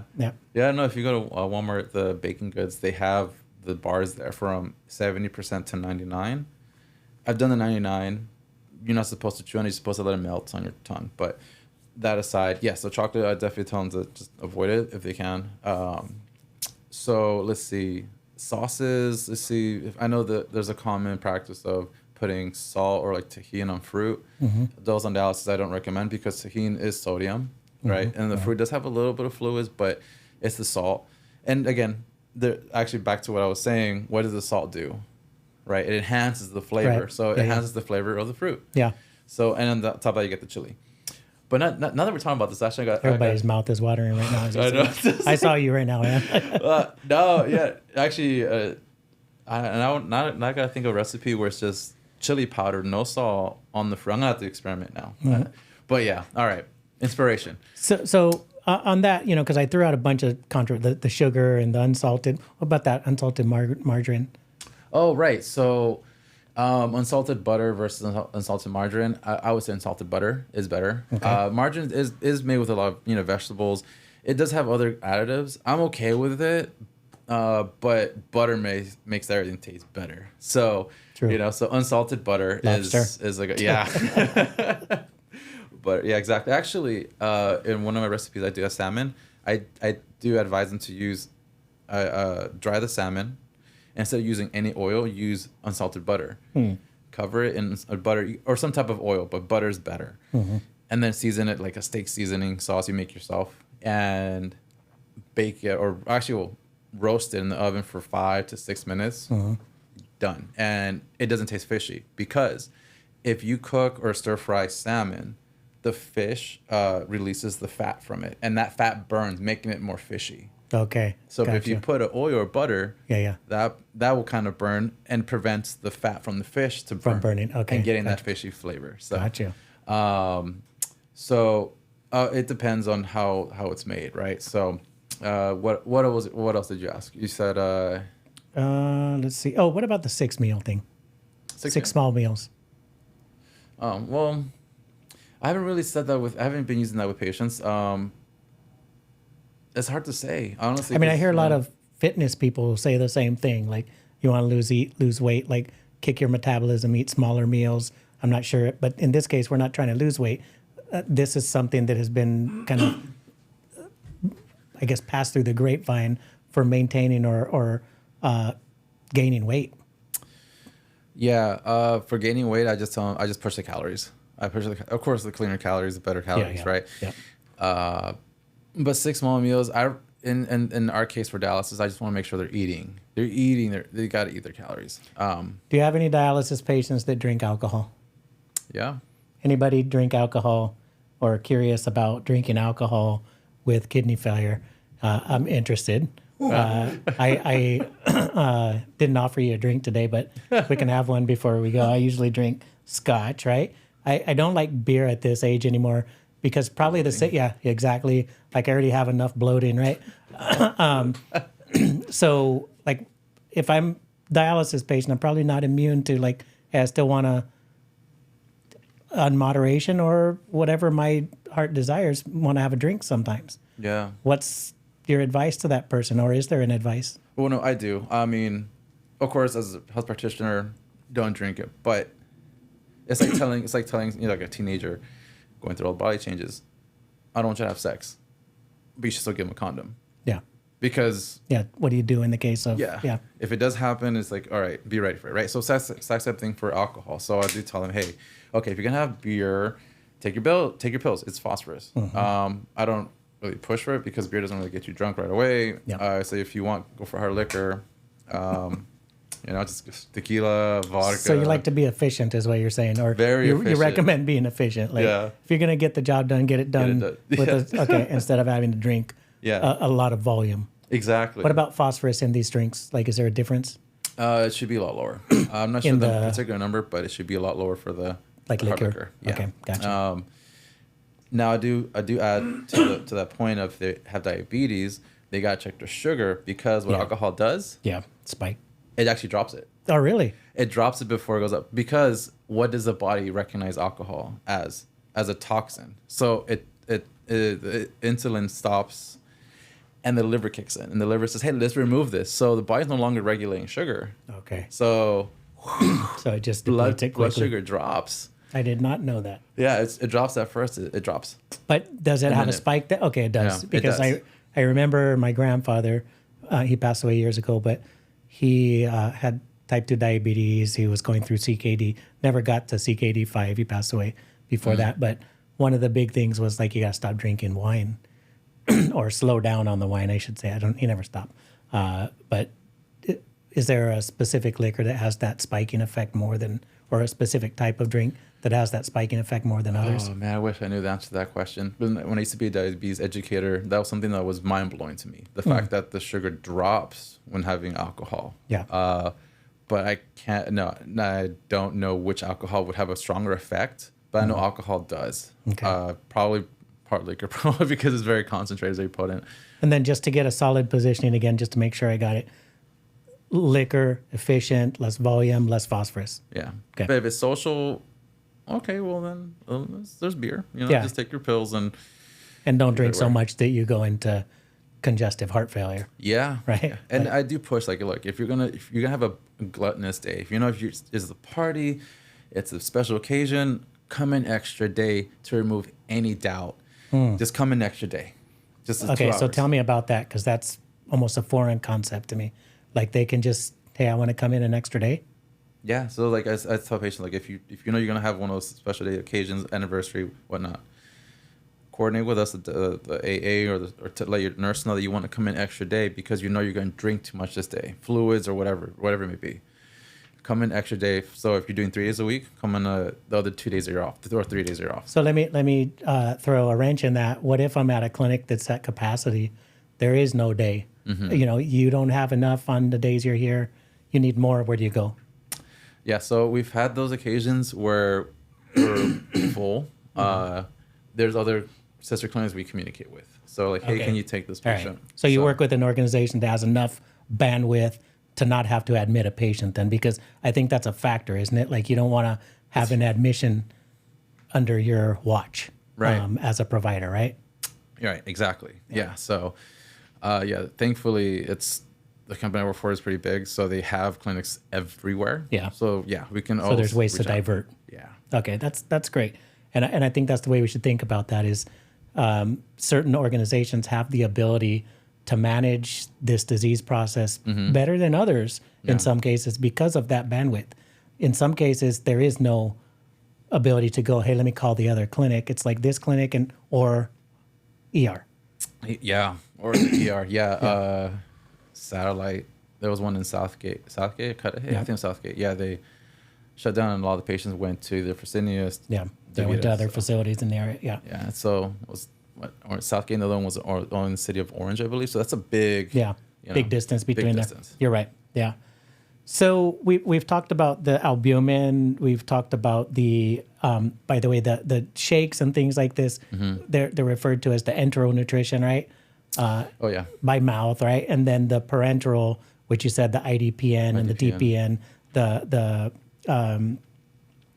total parenteral or intradialytic IDPN, parenteral nutrition. Yes, sorry, there you go. It's a lot of acronyms. Yeah.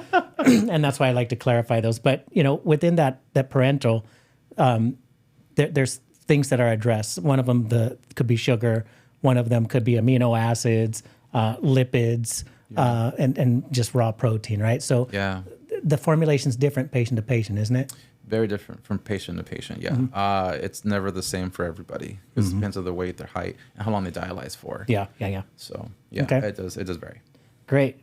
We've pretty much kind of walked through what, in my opinion, entry-level people into this profession of taking care or participating in the care of a dialysis patient would run through in their initial training. Whether you're a nurse and you're trying to become a dialysis nurse or a dietitian going into at a high level, we've covered most of that, right? We've talked about the potassium and fruits and vegetables.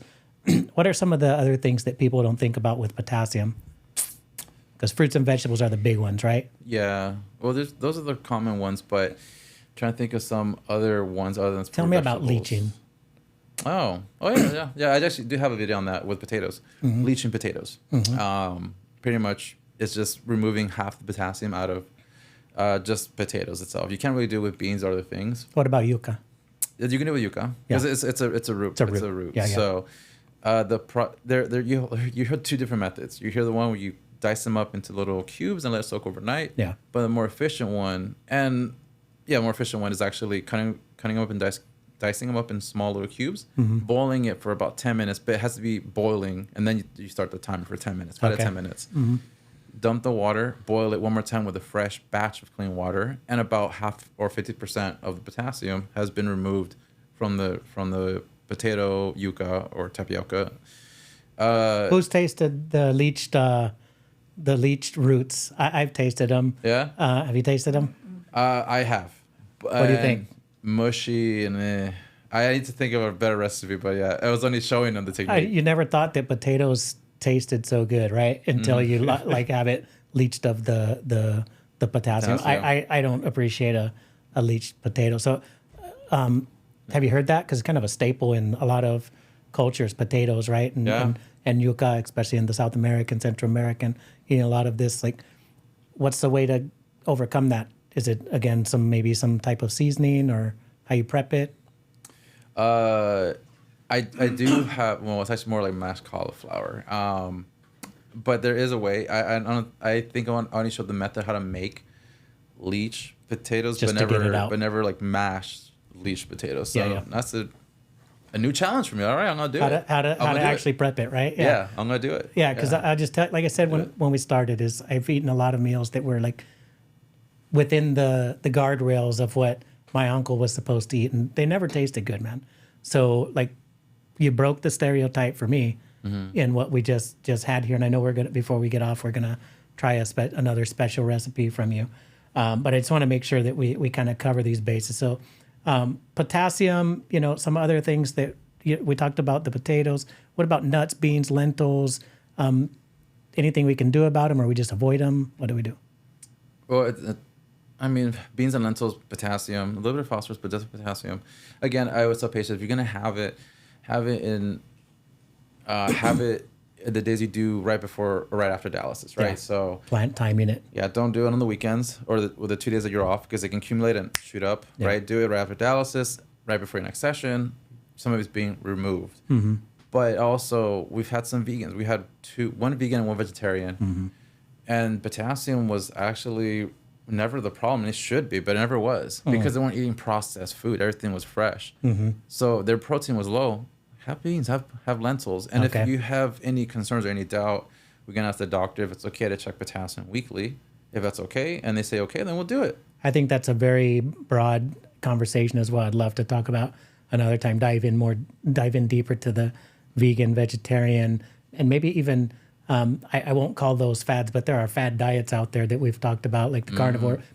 Maybe I shouldn't call it a fad because I might get canceled by the carnivores. But carnivore diet, keto diet, all these different diets. Like carnivore, right? What about potassium bentonite and like salt substitutes? Like, any problems with these, or are people still using that stuff? And are they aware of it, that their meat might be preserved? Or anything might be preserved with potassium? I completely forgot about that. So yeah, preservatives, potassium, but the salt substitute. Yep. Right. It's there's a popular name, and I haven't said it in a while. I think it's no salt or new salt. One of the two. Yeah. New salt, no salt. Yeah. That's It's like that's concentrated potassium. That's all it is. Yeah. So I haven't had that question. I haven't been asked that question in a long time. But yeah, no, because it's potassium. I'd rather them use salt or MSG. MSG, hands down, is key to like a lot of these dishes. Totally. Right I mean, that's a big takeaway for me tonight. Dairy dairy products. What do you say? Dairy, no, because of calcium, phosphorus. But again, alternatives: almond milk, rice milk, and possibly soy does have potassium on that end. But dairy, I have been. Let me ask this one. The dip, chew. Have you heard of that as being a factor to potassium levels? Dips like potato chip, like Tobacco chew. You know what? I've never looked into that ever. So I've heard other dietitians present that that's a no go as well. Chewing tobacco from a factor of tobacco. I don't know if we have a lot of people around here that chew tobacco per se. Maybe like if you go out to agricultural areas, Bakersfield, stuff like this, you might find that. But I don't even know why they have it in the liquor stores here. But yeah, but you're right. I mean, if it's in the store, it's because someone's buying it and there's a need for it, or there's a need. They got a lot of it in the stores, right? So, you see it every time if you go to a liquor store or a gas station, right? Yeah. Oh, that's such a good one. Yeah, because when I make these recipes, I have to include everyone outside of Los Angeles, outside of California, because okra is not a thing out here, but it was in Texas and it is in Louisiana, right? I love okra. Is it good or bad? It's good. All right, cool. It's good. Because I love okra, man. Yeah, especially in like soup. That's super good, man. Maybe a little more, if we could understand a little bit more about these binders. Do you prescribe them? Do you change the actual medication? Because I know there are several type of binders. They have different base in them, and in some cases could be like contraindicated for a patient. So are you the one that prescribes them and changes them? Are you the one that doses them? What's your role there, and what are your experiences with binders? Now it's just more recommendation by me, and then I ask the doctor and they do it. Okay. But that was now from 2022 to now. But before 2022, in the state of California, dietitians, we could actually prescribe and we can change binders. Mm-hmm. Back then we could, not anymore. Okay. It changed, but it was so much power. I loved it because I feel like a doctor. Mm-hmm. Okay, this medication is not working. We'll switch it to this one, right? Mm-hmm. No longer. It's no longer allowed in the state of California for dietitians to do that. Now we can take the doctor's order and we can fax it to the pharmacy. But we can make recommendations. The doctor does the e-prescription, if anything. That's actually easier for the doctors now. Mm-hmm. They do e-prescription. So now, phosphorus binders. So since phosphorus is the number one thing that we have to control, and it's difficult to control in these patients. Yeah. They got to take these pills, and what it does, it binds to the phosphorus in the meal. So as we're eating, let's say we're patients, right? We have our pills with us. As we're chewing our food, we take our pill. Mm-hmm. So what it does, it binds to the phosphorus in the food. It has to be with the food, right? It has to be with the food. Yeah. Okay. If it's on an empty stomach, it won't do anything. Mm-hmm. It has to be in the stomach. So when it binds to it, you poop it out. So it doesn't go in your blood. So when I ran the nursing home, right, I had the med pass nurses. That's what they call them, but they're like that's kind of what they do. They're responsible for the patients on every shift, right? They're licensed vocational nurses. They got this big cart. They push stuff around. It's like, phosphorus binders, right? Uh-huh. Well, they had like an obscene number of patients that did one by one, right? Mm-hmm. Lunch would get served. Sometimes they were giving phosphorus binders just because it was on the order. And they didn't understand that it had to be taken with the food. Otherwise, you're just throwing that medication away, right? It's not doing anything for the actual phosphorus load of the patient. Fluid. We talked about just a couple of these for normal. Yeah. But what about the consequence? Let's talk about that really good. What happens when somebody drinks too much fluid between their treatment? Okay. So I know some patients are still able to urinate, especially the ones that are just starting. Mm-hmm. And over time, they start losing that function. Yep. So that meaning that they're going to have that buildup of fluid, other words, or medical terminology, edema. It starts going into their heart and their lungs. Mm-hmm. When that happens, blood pressure shoots up. Mm-hmm. So the patient wants blood pressure medication. But why take medication for blood pressure when the underlying issue, the main issue, is the fluids? Right. Remove the fluids, control the intake of fluids. You won't need that high dose of blood pressure medication. Right. And remember, some of the blood pressure medications can cause your potassium to go up. So you're making it worse. If I was a patient, I'm making it worse on myself, but not knowing that. But then also having that discipline of, okay, I need to control this, so I don't have to worry about taking medication that may make my potassium go up, right? Yeah. I sat in a conference one time, and I can't remember which doctor, which nephrologist had presented this, but they were talking about like the hypothalamus in the brain and the result of after treatment, right? So I drank 10 of these in between my treatment. So I put on 5 liters of fluid in between my treatment, which is pretty high, but not actually crazy because we see that in clinics, right? Yeah. So we put on that much fluid, but then we take it off in a treatment. So like in a single treatment, we take off 5 liters times 2.2 pounds, right? So we took off an obscene amount of fluid directly from your vascular space. And what this nephrologist presented was that the hypothalamus, which is a part of your brain, right? When it senses like, and I'm going to paraphrase this, Morales, but when your brain knows that you've lost that much fluid from your vascular space in such a short period of time, when you leave treatment, your brain says, go drink and go replace it. And I can think back to my days in the clinic where I literally saw patients walk out of the center and walk to a water fountain and then just like get stuck on it. So it creates this cycle. Like once you put on that much weight and take it off, then you keep kind of going like this. And, you know, I'm not telling anybody to do this, but what this nephrologist says, the cycle has to be broke. And like he, not me, would advise some of his patients that you literally need to kind of like think about it this way, like lock yourself in a room and don't drink for the day. Any experiences with this? You know, how dangerous is that advice that I'm not giving, but that I had heard through a conference? Is it dangerous? Like any experiences in yourself of having to kind of say, hey, you're in this cycle that needs to stop now.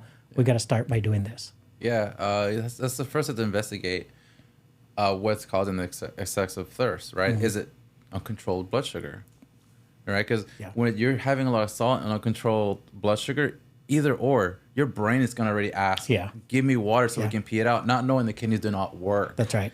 Yeah. So physiologically, you can't tell your brain, hey, it's like telling your heart to stop. You can't. Your brain is going to ask for water to pee out the excess salt and the excess sugar. Yeah. So if that's the main problem, address that first. Yeah. And once you address that, and the thirst issue because of the habit, then of course you start working on them like, okay, look, come in extra treatment, or the nephrologist, what they would do is extend their time on dialysis so the removal is tolerated, it's tolerable, right? Yeah. Because I tell patients, look, you come in, we do have a lot that come in with 5, 6, 7 kilos. That's a lot of water. That's a lot of water on that. I'm like, oh, well, it's food. That's not food. Yeah. All right, I got a story, man. I got a story. So same guy who had the 3 cantaloupes, right? Yeah. I remember, cut him into 3 pieces, half a cantaloupe actually, right? Same dietitian said, hey, here's a tip for controlling your fluid intake. And I think I have it on kind of a list right here is maybe not freeze small pieces of fruit. So he comes in, and this guy used to put on like 7 or 8 kilos, literally, right? Like he would come in with his belt like this, and he would leave, and it was like he had extra holes drilled in, you know, like pull that whole thing out. So he comes in with like 7, 8 kilos again. I was like, you know, what happened, Mr. So-and-so? Like we just had that conversation, you know, with Cynthia, and he's like, he got pissed off. I didn't drink shit. And I did exactly what the dietitian told me. She told me I could freeze some grapes, and then when I'm thirsty, I go suck on a grape. Right? Said, okay, tell me about the grapes. Yeah, and he goes, yeah. So that's what I always do, right? Like, I got a problem. Okay, tell me about what happened before that, right? So tell me about the grapes. And he goes, this is like the punchline, right? So I went to Costco, and I was like, oh, shit, forget it, right? Like, I don't know what you buy from Costco, but it's bulk, right? So he's like, I got a flat, and I put it in my freezer. And I said, well, tell me how much you ate. I ate the whole thing. But I ate the whole thing between treatment. So grapes, right? There's some fluid in them, but I think that was good advice, wasn't it? To freeze some small, just like kind of ice versus water, it's less fluid, right? But you got to be very prescriptive in some cases with certain people, right? Yeah. No, 100% true. You have to be very, very, very specific, and then have them reiterate. And that's the part I forget sometimes too. It's called what's it called? There's a specific word, I can't think of it right now, but have them teach you what you just taught them. Yeah. Because when I quiz some patients, they're like, "Wait, what?" I'm like, "I just said it." So let's go over it again. Yeah, if they can't say it back, they didn't get it. They didn't get it, or they just were like, Internalized it, like be able to teach back. Return demonstration. Demonstration. So tell me about these tips, and any of them no good. Should we avoid salty foods? Would we freeze small pieces of fruit as a tip to control fluid, like this guy failed at on this occasion because it wasn't prescriptive? Should we avoid chewing ice, or should we be chewing ice instead of water? The type of cup in our house, should we be very deliberate about having the same sort of cup so that we're able to gauge how much fluid we're taking on? When we take medications, what do we tap into as far as our fluid intake, because we've got so many to take, and how do we deal with that? Is applesauce or things like this recommended? Should we quench our thirst with some sort of gum or candy and kind of keep our mouth salivated? Lemon wedges to refresh your mouth. Should we keep diaries of fluid and food intakes and blood sugars and things like this? Brush our teeth, does that have any factor to how our thirst mechanism? Blood sugar you mentioned already, so I know the answer there. Mouthwash. Taking your medications with your meals to kind of cut down on when you're taking fluid, kind of consolidate that, right? And then, of course, if you're eating out, which a lot of people are, just not doing supersized stuff. Any of those, not good advice? No, they're pretty good. Definitely kind of back on the salt. Frozen fruits, perfect. Usually, if a patient's having like a little smoothie, it can freeze like some of the smoothie, and those cubes they can actually throw in their drink. So when it melts, it's the fruit or whatever that was frozen versus just water, right? Ice cubes. Yep. Let's see, the medication one, definitely take with your food. There's one thing I didn't mention, and I would love to mention this, is those who have diabetes have fruit with their meal. Breakfast, lunch, and dinner, not in between. Okay. Because they have in between, the blood sugar shoots up really fast. When they have it in the meal, they have it with fat, with some fiber, so the sugar doesn't spike up immediately. It goes up slowly, and it goes down because it gives insulin time to bring it down. Gotcha. Versus the quick spike with just the fruit itself. You said, what else was it? Medication. Yeah, maybe the brushing teeth, mouthwash. Right. So that does help for thirst. Finding out what's causing it, and then if it's habit, then one patient told me hot water makes them stop. Because cold water is amazing. I want to keep drinking cold water, but if it's hot, it's nasty. I mean, tea is flavored in some way, and coffee is flavored, but if it's just hot water, that helped her. So I like telling patients, try hot water. Now, if their mouth is dry, they're dehydrated. One, they're not drinking too much fluids, or two, and we're removing too much, and the target weight or their weight needs to be adjusted. Okay. That is also something that we can mess up on if the nurse is not on it. Yeah.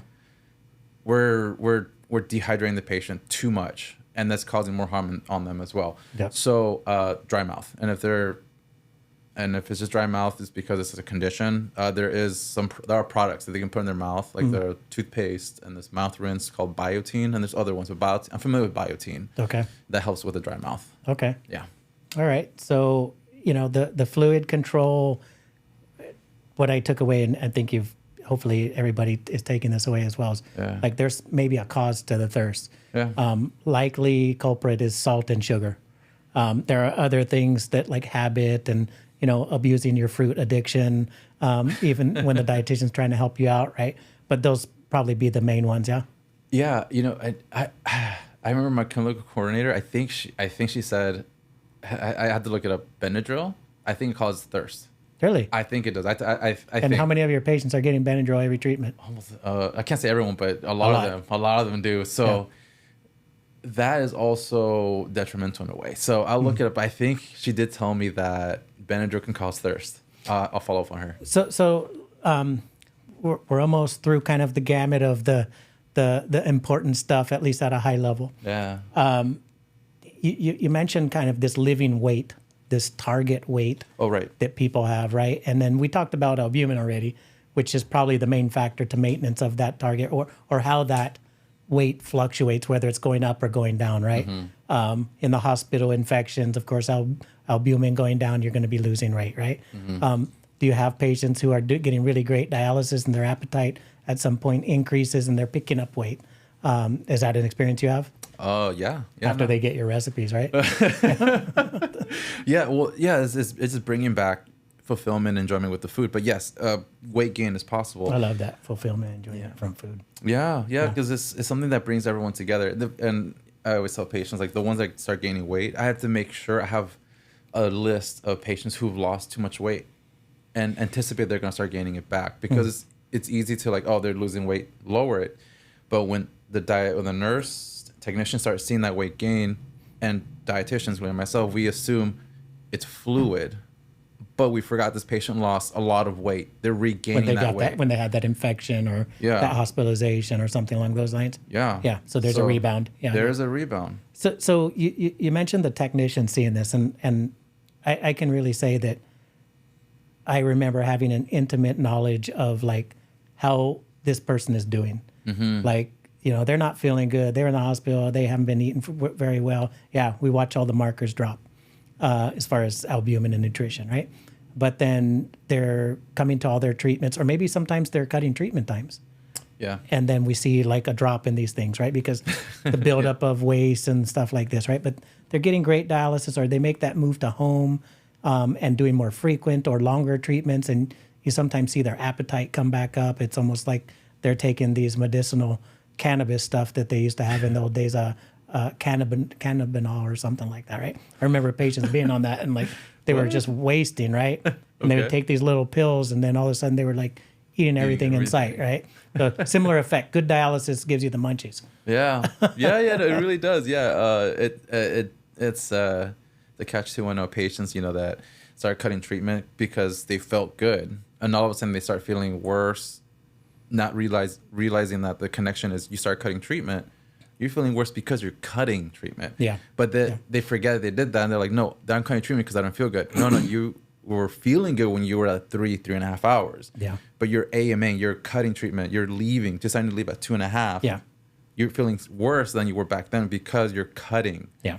Your blood is a lot more dirty. Now, you come to the clinic, our purpose is to help you live longer, right? Yeah. That's the purpose. That's it, and of course we're a family because I see them more than anyone in my family. Yep. And it's our work, but they are family. And I have deep respect for these patients that come in because they're battling every day. You've seen it. They got to take their medications, go to appointments, still come to dialysis, figure out their diet, take this. There's so much they got to juggle. And then on top of that, the cannulation, the two big needles. That's a tough one to swallow right there for sure. Yeah. So, and I had a nightmare. I was being cannulated. I was like, no. Same for me, man. Like, actually, my nightmare was more about actually running at the flow rates, like how fast the blood is running through those. I don't want to give everybody. Paco's going to get the creeps over here. Okay. Last question, just related to kind of dietary advices or norms for dialysis patients. Vitamins. Like, okay, eat your fruits and vegetables. Oh, stop eating fruits and vegetables because, or restrict them because potassium and blah, blah, blah, right? So now it becomes difficult to maintain like the full spectrum of what you need from your vitamins. Right. What's the approach? Is some of it what you put in your body still, and kind of how you approach like all those beautiful things that you should eat in moderation? And how much of it is it dealt with through just, here's a pill?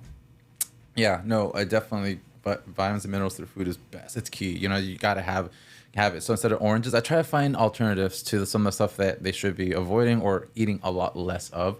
So instead of orange, tangerine. Pineapples is a big plus. You can have pineapples, pears and apples. The fiber on the rind it's high. Actually, of all the fruits, pear is one of the highest. I think it's like 5 grams of fiber for one pear size of your fist. That's a lot of fiber. Yeah.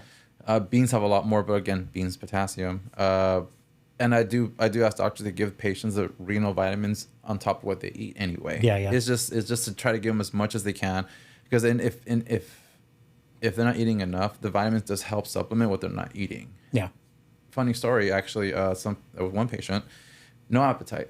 They ran out of Renovite, the vitamins specifically for those on dialysis, and this patient has dementia. So I asked him, "Are you eating? How's your appetite?" "It was good. I eat everything." "All right, great."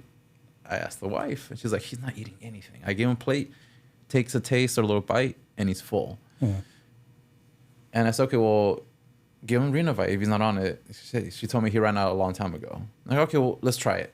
I swear to you, after 2 days goes to the next treatment, she came to me. She's like, He's eating everything. So it was a lack of a vitamin. So it's, even though like the pills, it's just pills, it does help those who are not eating. Yeah. And it can help with their appetite. Explain to me, because you mentioned renal vitamin. Yeah. So you don't go say, hey, go to GNC or Centrum A to Z from the grocery store. What do you mean renal vitamin? Right. Okay. So there's some vitamins that specifically A, D, E, and K. Those are fat soluble vitamins. That's not dialyzed out of their body. It's in their fat. The ones that are dialyzable is the B vitamins, the B12s, vitamin C. If they can't intoxicate themselves with that, so it's easily removable. So those are what are in the vitamins, not the previous that you mentioned. Okay. Yeah, not Gotcha. A, D, and K. So yeah, you don't want toxicity of vitamins for those that don't need it. They can get it through their food. So yeah.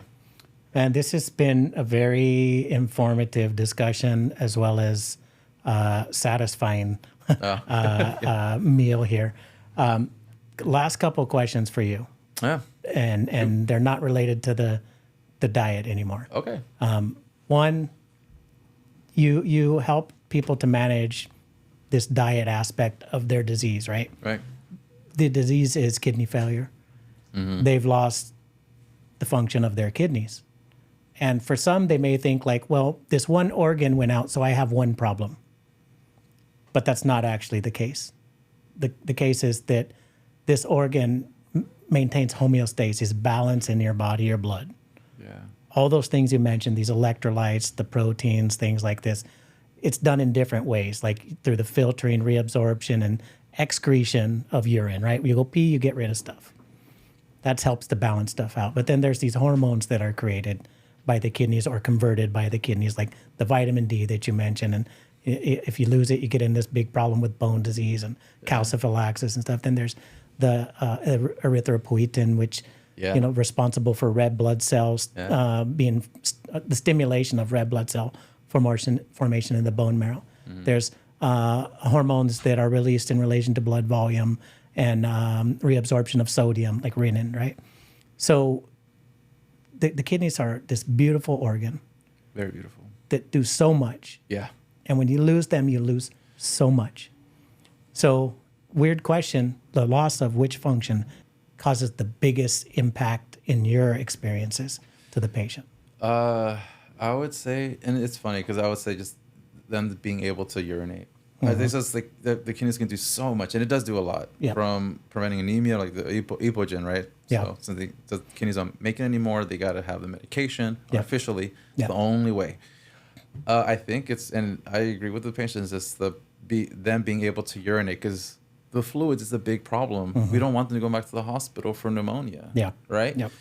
And then they also tell me this: I miss the sensation of peeing.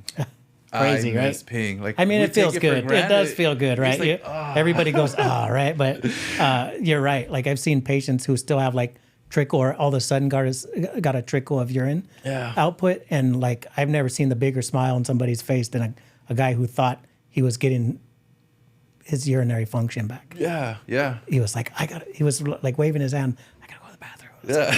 Yeah. He's like so happy about it, right? The little thing, yeah. But, I'd have to kind of agree with that, because when we think about dialysis and all the things that the kidneys do, what can dialysis replace? It's those things that you just mentioned, the excretory side of it.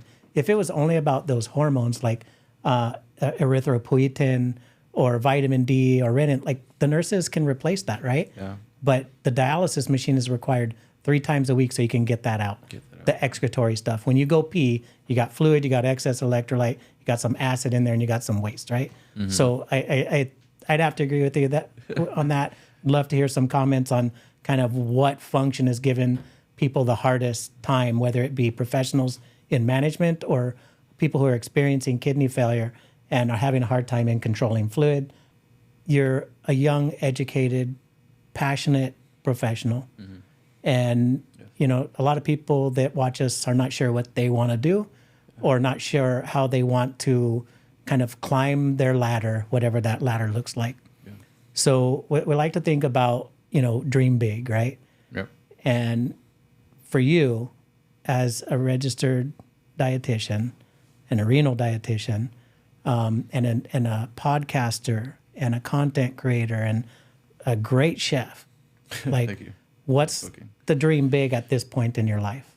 I guess, well, career related, just I really do want my content to go out there for the world to see. It's right now, all my videos are commercial free. I don't add ads. If it's an ad before or way after the video, but never during the video. Within it. Yeah, within it, because I can make some money off of it, but it's purely just right now. It's focused on everybody, like just my viewers. Yeah.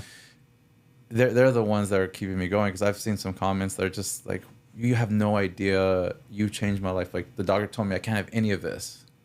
Now you're telling me I can. Like, yeah. And it's something as simple as that makes me feel so good, because I'm going beyond my four walls of where I work. Yeah. It's going. I wanted this to go everywhere. Someone said hi from Chile. I'm like, oh yeah, you know. I forgot from a few other countries. They said, you know, saludos from Spain.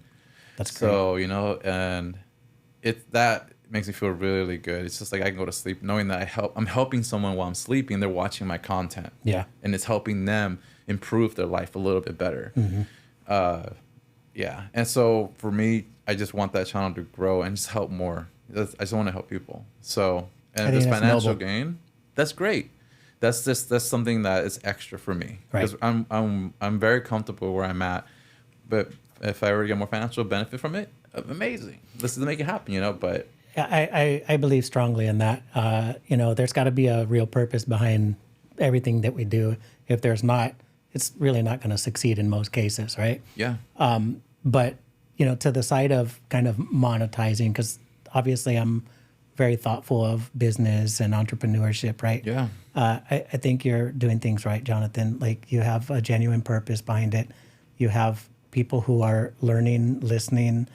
You're humanizing the dietitian, if you will. And I've met a lot of great dietitians, and I've met a lot of great technicians and a lot of great doctors, and I've met a lot of horrible of all those too. So I'm just happy that, you know, we're in the same space. Yeah. Jonathan, like we're sharing some energy, Paco. You know, we got to enjoy a meal here.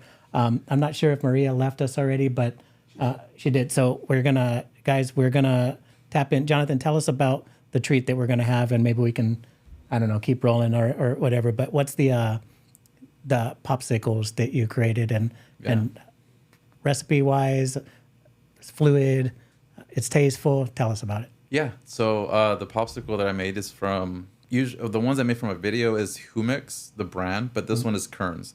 Okay. Because I use all the Humix already. It was it's the one that you showed us earlier. Yeah, it's the strawberry banana nectar. So straight up, Just this. just freeze that. Oh, so I do show in the video, measure how much fluid your popsicle mold holds. So you know how much fluid you are taking in. Yep. So mine is 3.5 ounces. So 2 ounces of the juice, 1 ounce of the water. Okay. You know, so you can do the whole thing, but if you do 2 and 1, it's a little bit less potassium. Right. It's already a little bit. It's little. Yeah. It's not a lot. So I tell in the video, if you have diabetes, use stevia. If you want to sweeten it some more. If you don't and you want more sweet, put honey in it. Yeah. And pretty much the whole focus of why I make the popsicles from those containers, besides the fact that they're low potassium, it's quick and easy. It's summertime. That's why I made the ribs too. It's summer. People are going to go out to barbecue and grill. So it's something where they can use right now. Of course, you can easily blend your fruits and make a popsicle. You know, you freeze it and freeze it that way. But there's something that's quick and easy for those who just have a refrigerator and a little microwave, but you love popsicles and it's going to cost you a little too much money to go buy one. You can make it yourself. You know, so That's awesome, Jonathan. We've had a 2-hour live stream. I think we've Time set flies. we set a record for our timing here. I think I could go on, and it feels like you could as well.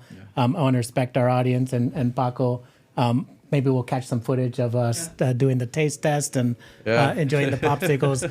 I hope there's still some ribs because I want to. No, there's plenty. And again, thank you so much for coming out. And everybody, if you want to get in contact with Jonathan Diaz, we'll be linking up his socials and his YouTube handle. But it's dialysis approved on most of them. Is that what it is? Yeah, dialysis approved. Dialysis approved. Yeah. A lot of good content, including recipes, and I think a great character as well, Jonathan. Thank you. Man, thanks so much, brother. Oh yeah, thanks for having me. Good having you back, man.